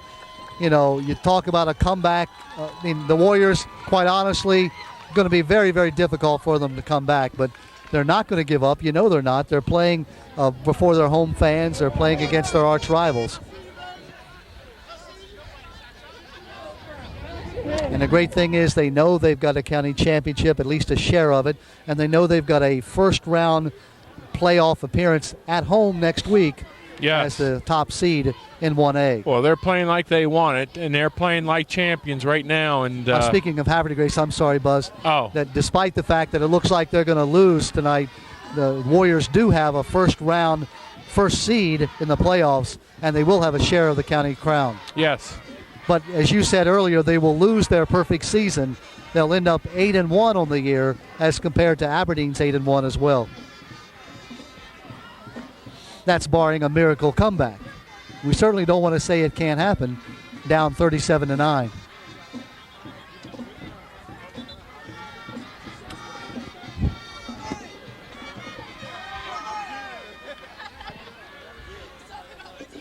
Switching around now, it'll be the Warriors going from your left to your right across your TV dial. Is it a TV dial? It's actually a TV screen, isn't it? Yeah. Yes. I said a TV dial. I was wrong. Whistle blows. The officials say the ball, the knee was down. That's that quick whistle. Sometimes you want to protect the player. It really looked like he was keeping those legs churning, but the official said he was stopped right there at the 30-yard line.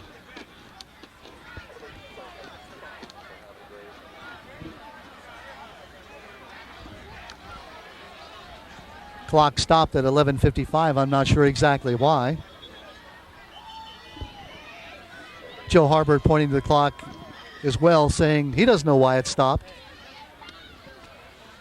There it goes. Looks like they're going to run some time off the clock.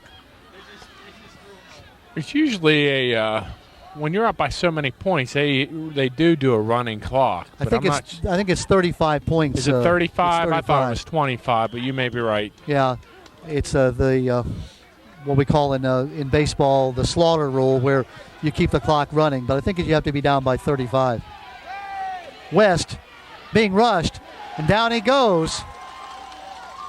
The sack by Sean Lewis, number 32, and what a game he's played on defense, Mr. Sean Lewis. Yeah, he's been in a lot of tackles. He's been in that backfield all night.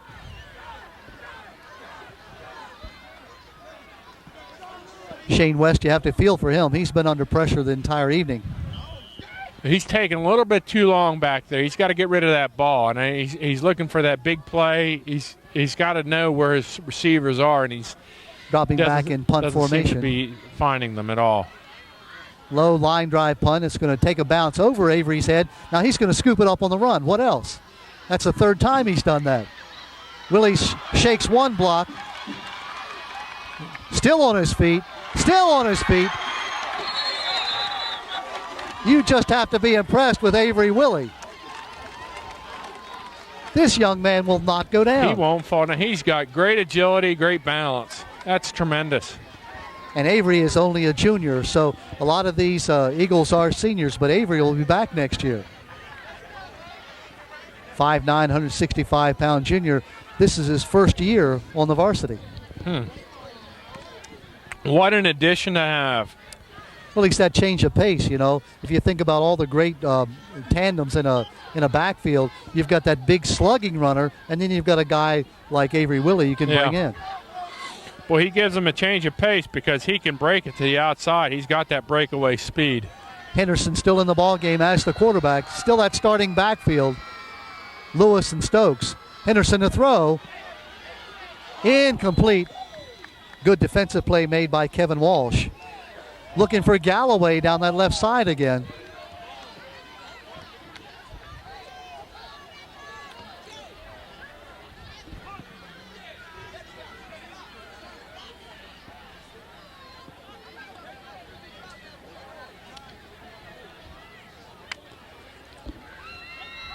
Clock stopped at 10 minutes and 28 seconds.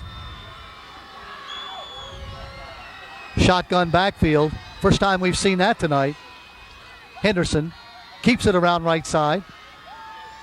Taking tacklers with him to the 50-yard line, short of the first down.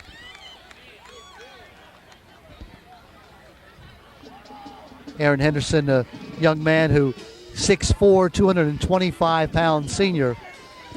That's a good-sized quarterback, would you not say?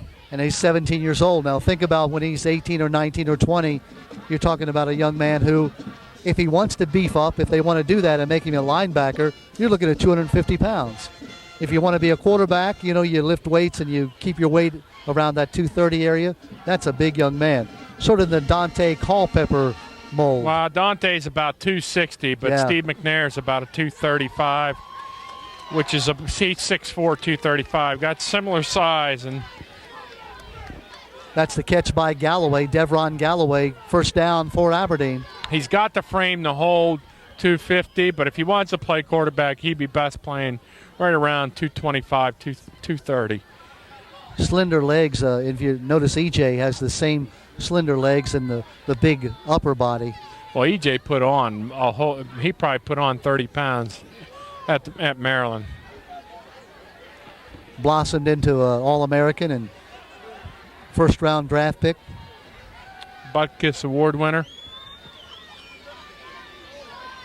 Good read by Henderson. Puts it down. What a pitch. That's just like Willie who got the ball in the backfield. They are working very well because the tailback and quarterback kept pitch relation the whole way down the field, and that just shows everybody's meshing, everything's meshing together, and they're like I said earlier, they are running on all cylinders. Everything's working. Mark, some people may not understand that pitch came beyond the line of scrimmage, but you can do that as long as you pitch it back. Correct. New tailback in the ball game. We'll get that number for you in just a second. And he gets the ball, and also gets a handful of the maroon-shirted Warriors. Looks like it's number 30. That's Greg Williams. Greg, 5'7", 155-pounder.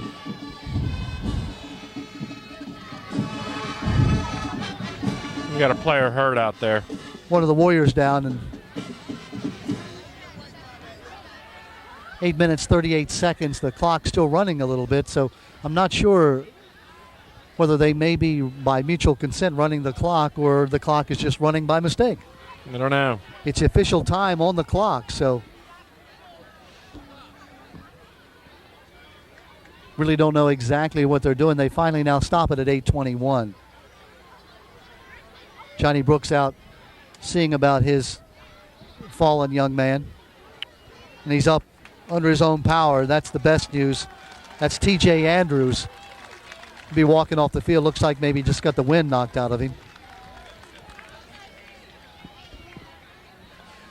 8 minutes and 21 seconds showing on the scoreboard clock. The score 37-9, but it was much closer than this, obviously late in the first half. It's been all Aberdeen since they stopped. Havre de Grace went down and scored, made it 21-9, and have scored here in the second half. Inside handoff, that's Stokes. Close to another first down for Aberdeen. Well, what a burst he has when he comes out of that backfield. He's quick. He's in the second gear, third gear right away. And he's 6'2", 220 pounds. That is a load. That's a big tailback. I mean, these guys are just college size already. Of course, the Warriors outsized tonight. Hung in it for a half. Inside handoff. I think that might be Lewis with the ball. Yeah, that's Lewis. Lewis is the outback. Lewis has played a great game defensively and a blocking back as well. Picks up the first down. Clock running at 7 minutes and 19 seconds left in the game. 37-9 our score. It was 21-9 at the half, and right now 37-9. Havre de Grace actually took the lead on a 34-yard field goal by Shane West. They were up 3-0 early in the ball game. First possession, 9:20. Actually, it was fourth down, and now it's first down. Aaron Henderson just simply uses that 6'4", 225 pounds. 8-play drive started back at the 25-yard line. Started really at the end of the third period, and now it's 6 minutes and 40 seconds left here in the fourth period. This drive now almost 6 minutes.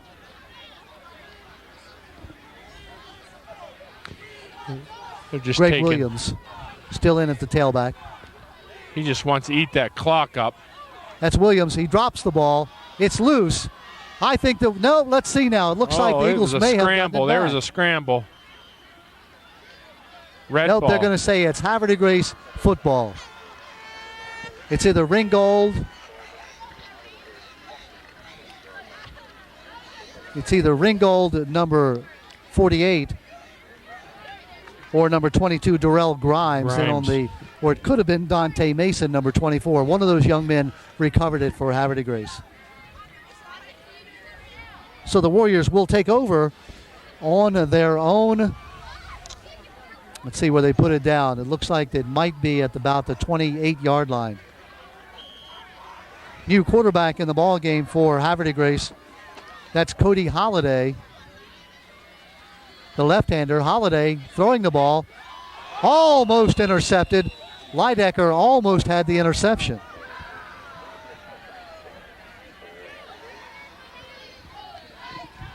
Cody Holliday, the 6', 155-pound junior, getting some experience here with 6 minutes and 15 seconds left.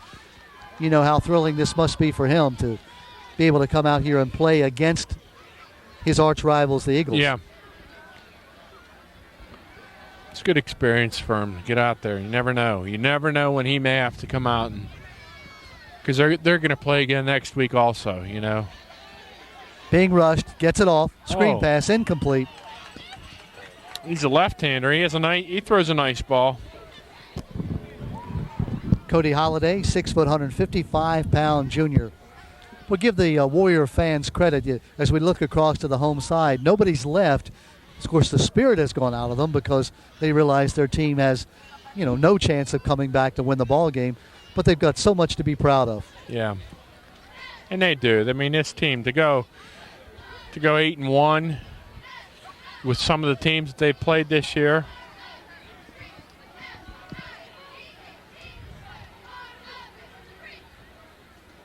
Holiday, inside handoff. That's Boykin. He's going to be hit and held, double teamed. Looks like it's McVeigh, number 85, along with Lewis, number 32, making the tackle. And that'll bring up a 4th down. And they'll be going for it here. Do you think they will deep in their own territory? Well, looks like they will. I'm not sure now. Yeah, I'm not sure either. This is interesting. Holiday is still in as the punter. Normally that would be Shane West. Looks like Holiday will punt the ball away. He misses it a little bit off his left side. Leidecker fields it, keeps it, and takes it out of bounds. That's about the 4th time we've seen a ground ball picked up. And Aberdeen's got great field position again. They're going to make some changes here also. Aberdeen will have the ball inside the 40-yard line at about the 37.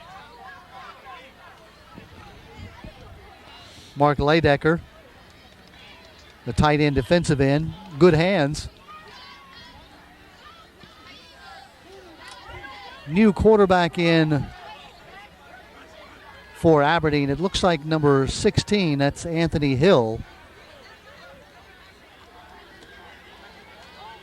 Hill is taken off his feet. Ringgold along with Mitchell.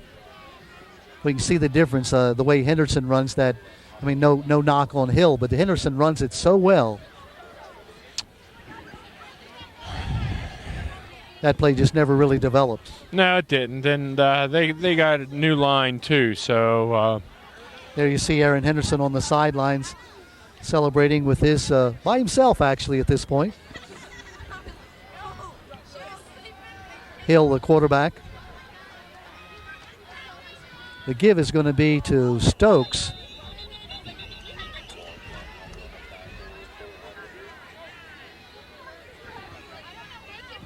Stokes, who came into the ball game with 392 yards, probably going over 100 yards tonight. They're going to call illegal procedure against Aberdeen. Mike Perez, very disappointing for him. He was only able to play a few downs tonight, and certainly that made a difference for Havre de Grace. Yeah, he's been their main weapon all year. It has, but you don't want to get the kid injured if they're going to the playoffs, because you got to remember they're going to play some other 1A schools, and if they're the number 1 seed, they're going to play a 4 seed. And they have a very good opportunity to win their region. So you want to try and keep everybody healthy. You saw a moment ago. Playoffs. Excuse me, Mark. You saw a moment ago Joe Harbert talking to his team. New up back in for Aberdeen is number 9, Alex Bond. Being rushed, and down he goes. Breaking through and making the sack for Havre de Grace, number 52, Danny Dulce. That'll bring up 4th down for Aberdeen as they're going backwards at this point, back beyond their own 40.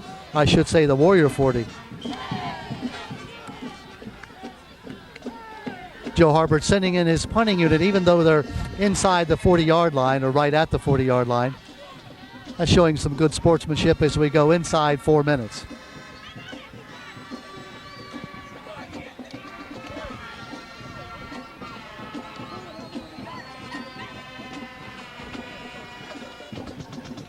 And to punt the ball away for Aberdeen is Sean Lewis. He'll meet it from about midfield. High spiraling kick. It's going to hit, take a bounce for the Eagles and go down inside the 10-yard line, probably at about the 5. That's where the Warriors will take over. 3:28 left in the game. Good punt by Lewis there to get that ball down inside the 5-yard line. Forces the Warriors to go a long distance in a short amount of time. See if Holiday is back in the ball game. Yes, number 4, the Warrior left-handed junior, still in the ball game at quarterback. Mark, there's nothing to do but to do it down here. You don't want to rest on your laurels or, say, okay, we're just going to run out the clock. Go ahead and throw the ball. Yeah, he might as well just let it go. There's nothing to lose right here. I mean, that's what he's doing. He's firing it long, looking for his receiver, knocked down, incomplete.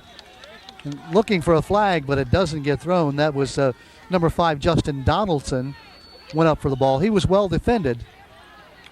Looked like Greg Williams, number 30, in on the defensive play. Good time that time for quarterback Holiday. Yeah, he had good time, sat back in that pocket and was able to just go ahead and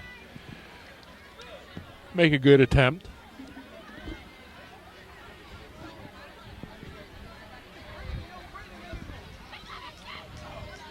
Second down, 10 yards to go. The ball at the 3. Holiday, the inside handoff. That's Boykin. Boykin swept off his feet and a flag goes down. It may have been face masking. I couldn't tell from here. I didn't see it. Flag came in from the side judge. You know, we don't know about number 55, Manu Cooper for Aberdeen, who left the game earlier after a flag was called. I just really haven't seen whether he was back in the game, so he was not tossed from the game, so he was back in. Thanks for being aware, Mr. Mark. Oh, you're welcome. I appreciate that. That means he will be able to play next week. He was not tossed out of the game.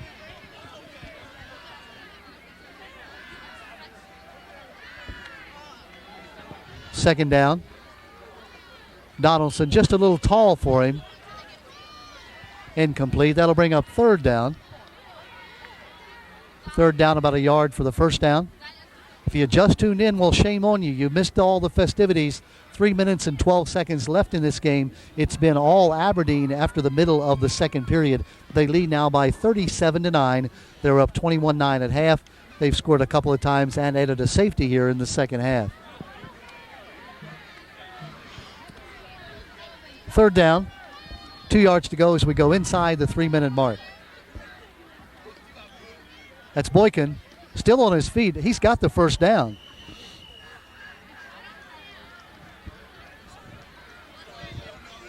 Good job by Steve Boykin, 5'9", 170-pound junior.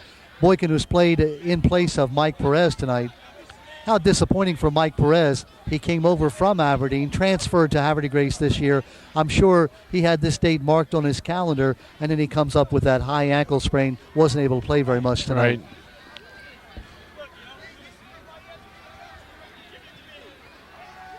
Holiday being chased, looking to throw. Now he's going to run it. Steps out of bounds. Well, he shows good agility. This young man is a man to be reckoned with next year. Yeah. And Mark, you said it, the experience he's getting tonight is something you can't teach. Nope, it's good to put him in there and get him that experience, because you never know if he'll be called upon in the playoff situation. And this is that type of atmosphere tonight. A festive atmosphere here in Havre de Grace as the Warriors are going to lose the ball game and go to 8-1. Aberdeen will have that same 8-1 record. That's Boykin.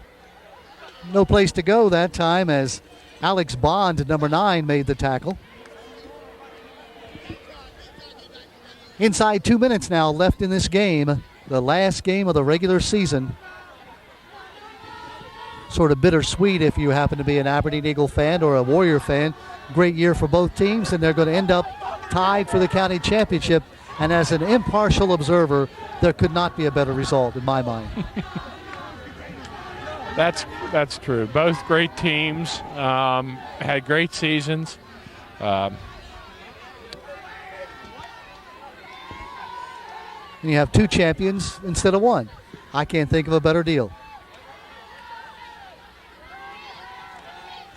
Holiday being chased, gets away from one man, but now is going to be hit and held.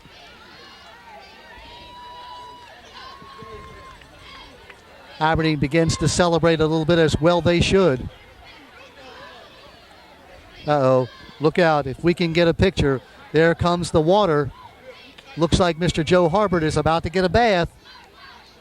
And there it is. Joe Harbert has taken a bath here tonight. Whoa. Oh, And his players come around to hug him. That is so nice to see how much respect and love and bond there is between the players and their coach. That's well deserved. That was well done by our camera guys. Nice job.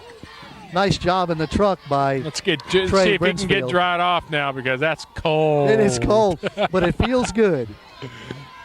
Hurts so good. Who was it? I hate to bring it up, but the Washington Redskins former coach, Joe Gibbs, or not Gibbs, before him. Oh, I shouldn't have brought it up because I can't think of it. But he was coaching for a college team, and they doused him with water, and unfortunately he caught cold and died shortly after. Help me with this, fans. The guy who brought in all the old players for the Washington Redskins. Was it George Allen? It was George Allen. Thank you so much. Okay. He went out and was coaching for some obscure college, and they won a game in a very cold weather, and they doused him with water. Well, he caught cold and died shortly after. Oh, my goodness. Whether it was the cause of death, I don't know. But why did I bring that up? Throwing cold water on a nice scene like that. So what you said about Joe Harper getting dry, I just wanted to make sure that he heard. 34 seconds left in this game. It is Aberdeen football. Undoubtedly, they'll take a knee, and this game will end at 37-9. Our final score will be, as the Aberdeen Eagles have won this game and have dominated, not from beginning to end, but at least in this entire second half. Yeah, they really have showed their dominance tonight here on the field. In both games we televised with them, they were extremely dominant. This game and against Bel Air, they were very, very, very dominant. It's a very good point. I'm sure they're going to want us. And if you think about it, last week, 21-13, their win over North Hartford, their loss to Joppatown, 28-21. So they've played some games this year where they have not been this kind of a team. Right. 34 seconds left. Let's see if he doesn't take a knee. No, well, he's going to give it to his tailback, but he's going to go down. Greg Williams hit and taken to the turf, and that should be the last play of this game. 20 seconds, 19 seconds, and the clock running down. Want to again thank all the folks here, Ron Petrie, the athletic director, Wayne Tebow, the principal, Coach Johnny Brooks, all the folks here at Havre de Grace that made us feel so welcome.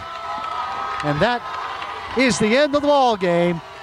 The Aberdeen Eagles are co-champions in 2003, along with the Havre de Grace Warriors, both teams finishing at 8-1.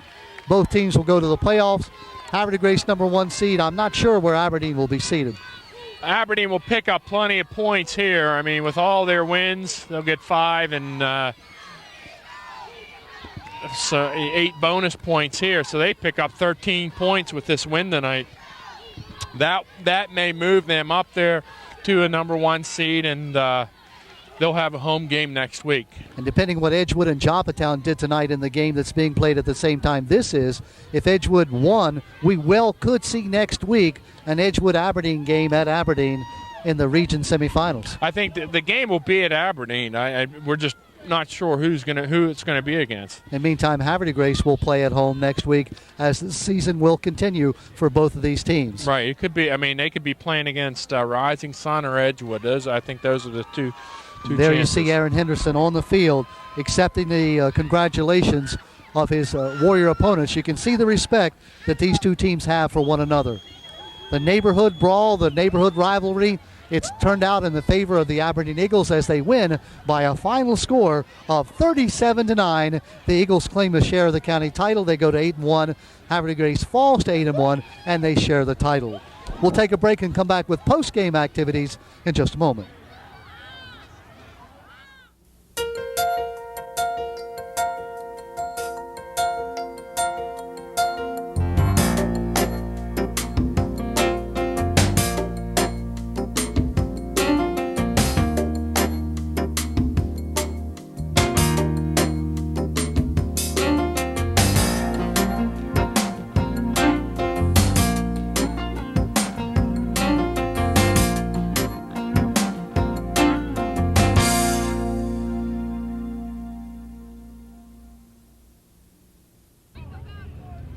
Well, we're just in the aftermath of a big victory for the Aberdeen Eagles, 37-9, defeating their arch rivals, their neighborhood rivals, the Havre de Grace Warriors, by that 37-9 to score. And Aaron Henderson, 4 touchdown passes.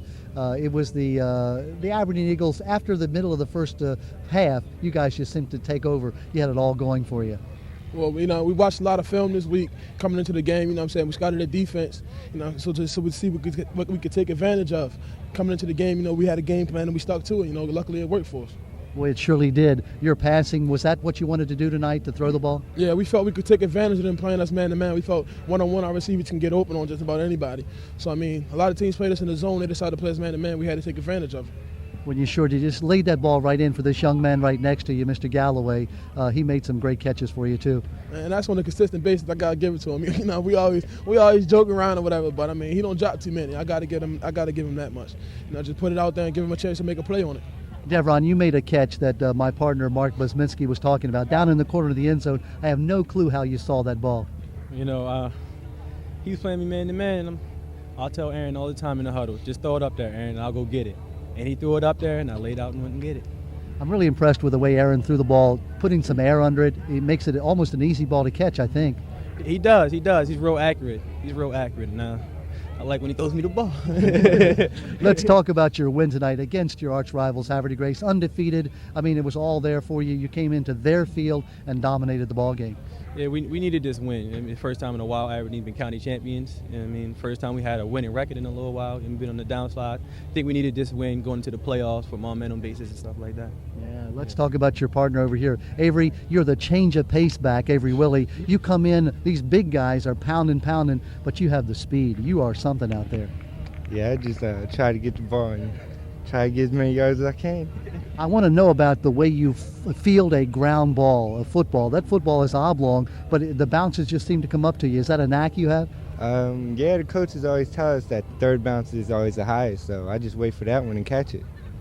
Well, you had a great ball game tonight. How do you feel defeating Havre de Grace the way you did? Well, I feel real good because we had 3 people from Aberdeen that transferred to Havre de Grace, so it felt real good for us to come in and beat them. You surely did. The game was close for a while. You were down 3-0. They came back 14-9, but then that big drive and the touchdown pass sort of took the momentum out of them. Yeah. After that, I knew it was over. You came out in the second half, and let's talk about it, Aaron. That second half, you took the ball and went right down the field and scored, and then the game was pretty much over at that point. Well, Coach was telling us that I don't think they've been down all season going into the halftime, so we knew that they was going to be down, and if we can just put one in the end zone, we knew that they would just fold the tent. So, we had to come out and put a drive together. That's what we did. And, of course, you've got some season left now. You play next week. We don't know who you play against. Yeah, that's really exciting. Aberdeen football hasn't been like this for a real long time. I've been here.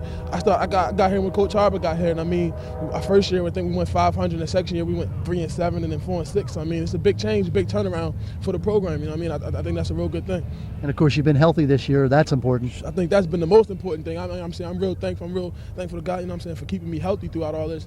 Because you never know when it could be over. I might break my ankle or break my hand, anything. So I'm just thankful. Every play I get, every chance I get to stay out there.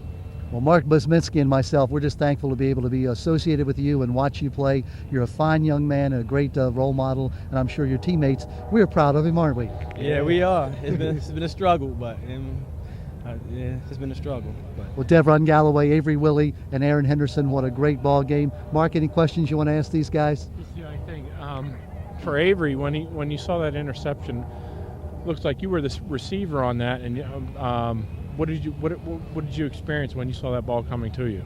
Well, I was just playing my zone, and he threw it right to me, so I just caught it and ran. And you scored a touchdown on that, untouched. Yeah. And that was a great pick, and you just reacted to it and ran it in. Good job on that. Thank you. Well, guys, I'm gonna let you go. I don't want you to miss your bus. Congratulations. Good luck next week. Appreciate it. Have a good second season. Well, Mr. Mark, we wanted to see a great ball game tonight, and we did see a great ball game, especially for the first half. Havre de Grace hung right in there, and they were down 14-9, had the ball, looked like they were going in for a go-ahead touchdown, didn't quite get the first down. Aberdeen came down, scored, and then it was all over. Aaron Henderson, 4 touchdown passes tonight. Yeah, he just showed that he was a dominant player tonight. and he led this team to victory with a great supporting cast of everybody on his team. I mean, they were with his receivers, with his backs, with his defense. I mean, those players played well. They were like a machine out there. They were hitting on all cylinders tonight, and they're peaking at the right time going into the playoffs, and they're going to be a tough team to contend with in the playoffs. And of course, so are the Warriors. Hopefully they'll get Mike Perez back full time. Mike played only a few plays tonight. He was limited even when he did play, and you can see the spark he gives this team when he's in there. Yeah, he got breakaway speed that can just create difficulties for other team defense. And Coach Brooks just spot played him tonight, and he needs to save him for the playoffs, because they could have a long run through the playoffs, and it would be good. He made some wise choices just to leave him on the bench. 2 state champions, that wouldn't be too bad. No, it wouldn't be. It'd be awesome to see that come to this county, because they got a good possibility to have it. Of course, we have 2 county champions, Aberdeen and Havre de Grace. They're going to share it, both 8-1. Both teams, as Aaron Henderson said, been down for a while, but they're back up now. Real quickly, we'll give you the scoring. Havre de Grace broke on top, a 3-0 34-yard field goal by Shane West. 7-3, though, is Avery Willie, the young man you just talked to. 22-yard interception return for the touchdown. That made it 7-3 after Cody Martin's extra point. And then a 27-yard pass, touchdown pass from Aaron Henderson to Devron Galloway. That made it 14-3. Then the big play, West to Donaldson, a 35-yard touchdown pass. It was 14-9 at that point. But then we told you about how Aberdeen took over the ball.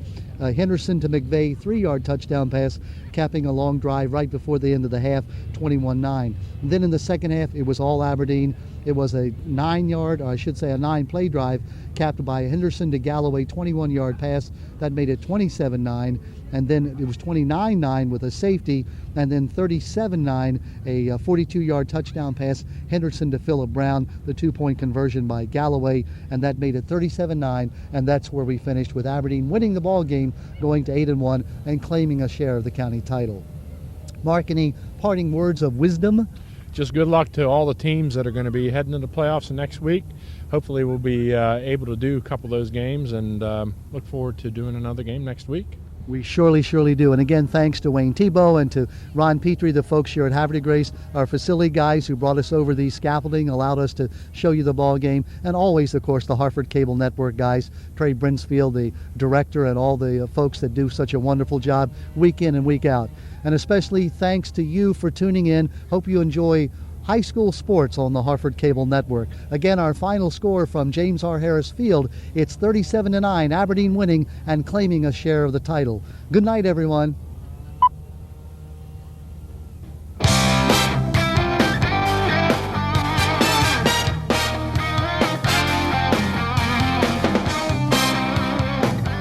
You've been watching the HCN Sports presentation of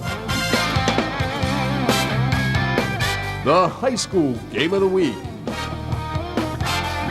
showcasing the finest in local prep sports from around the county.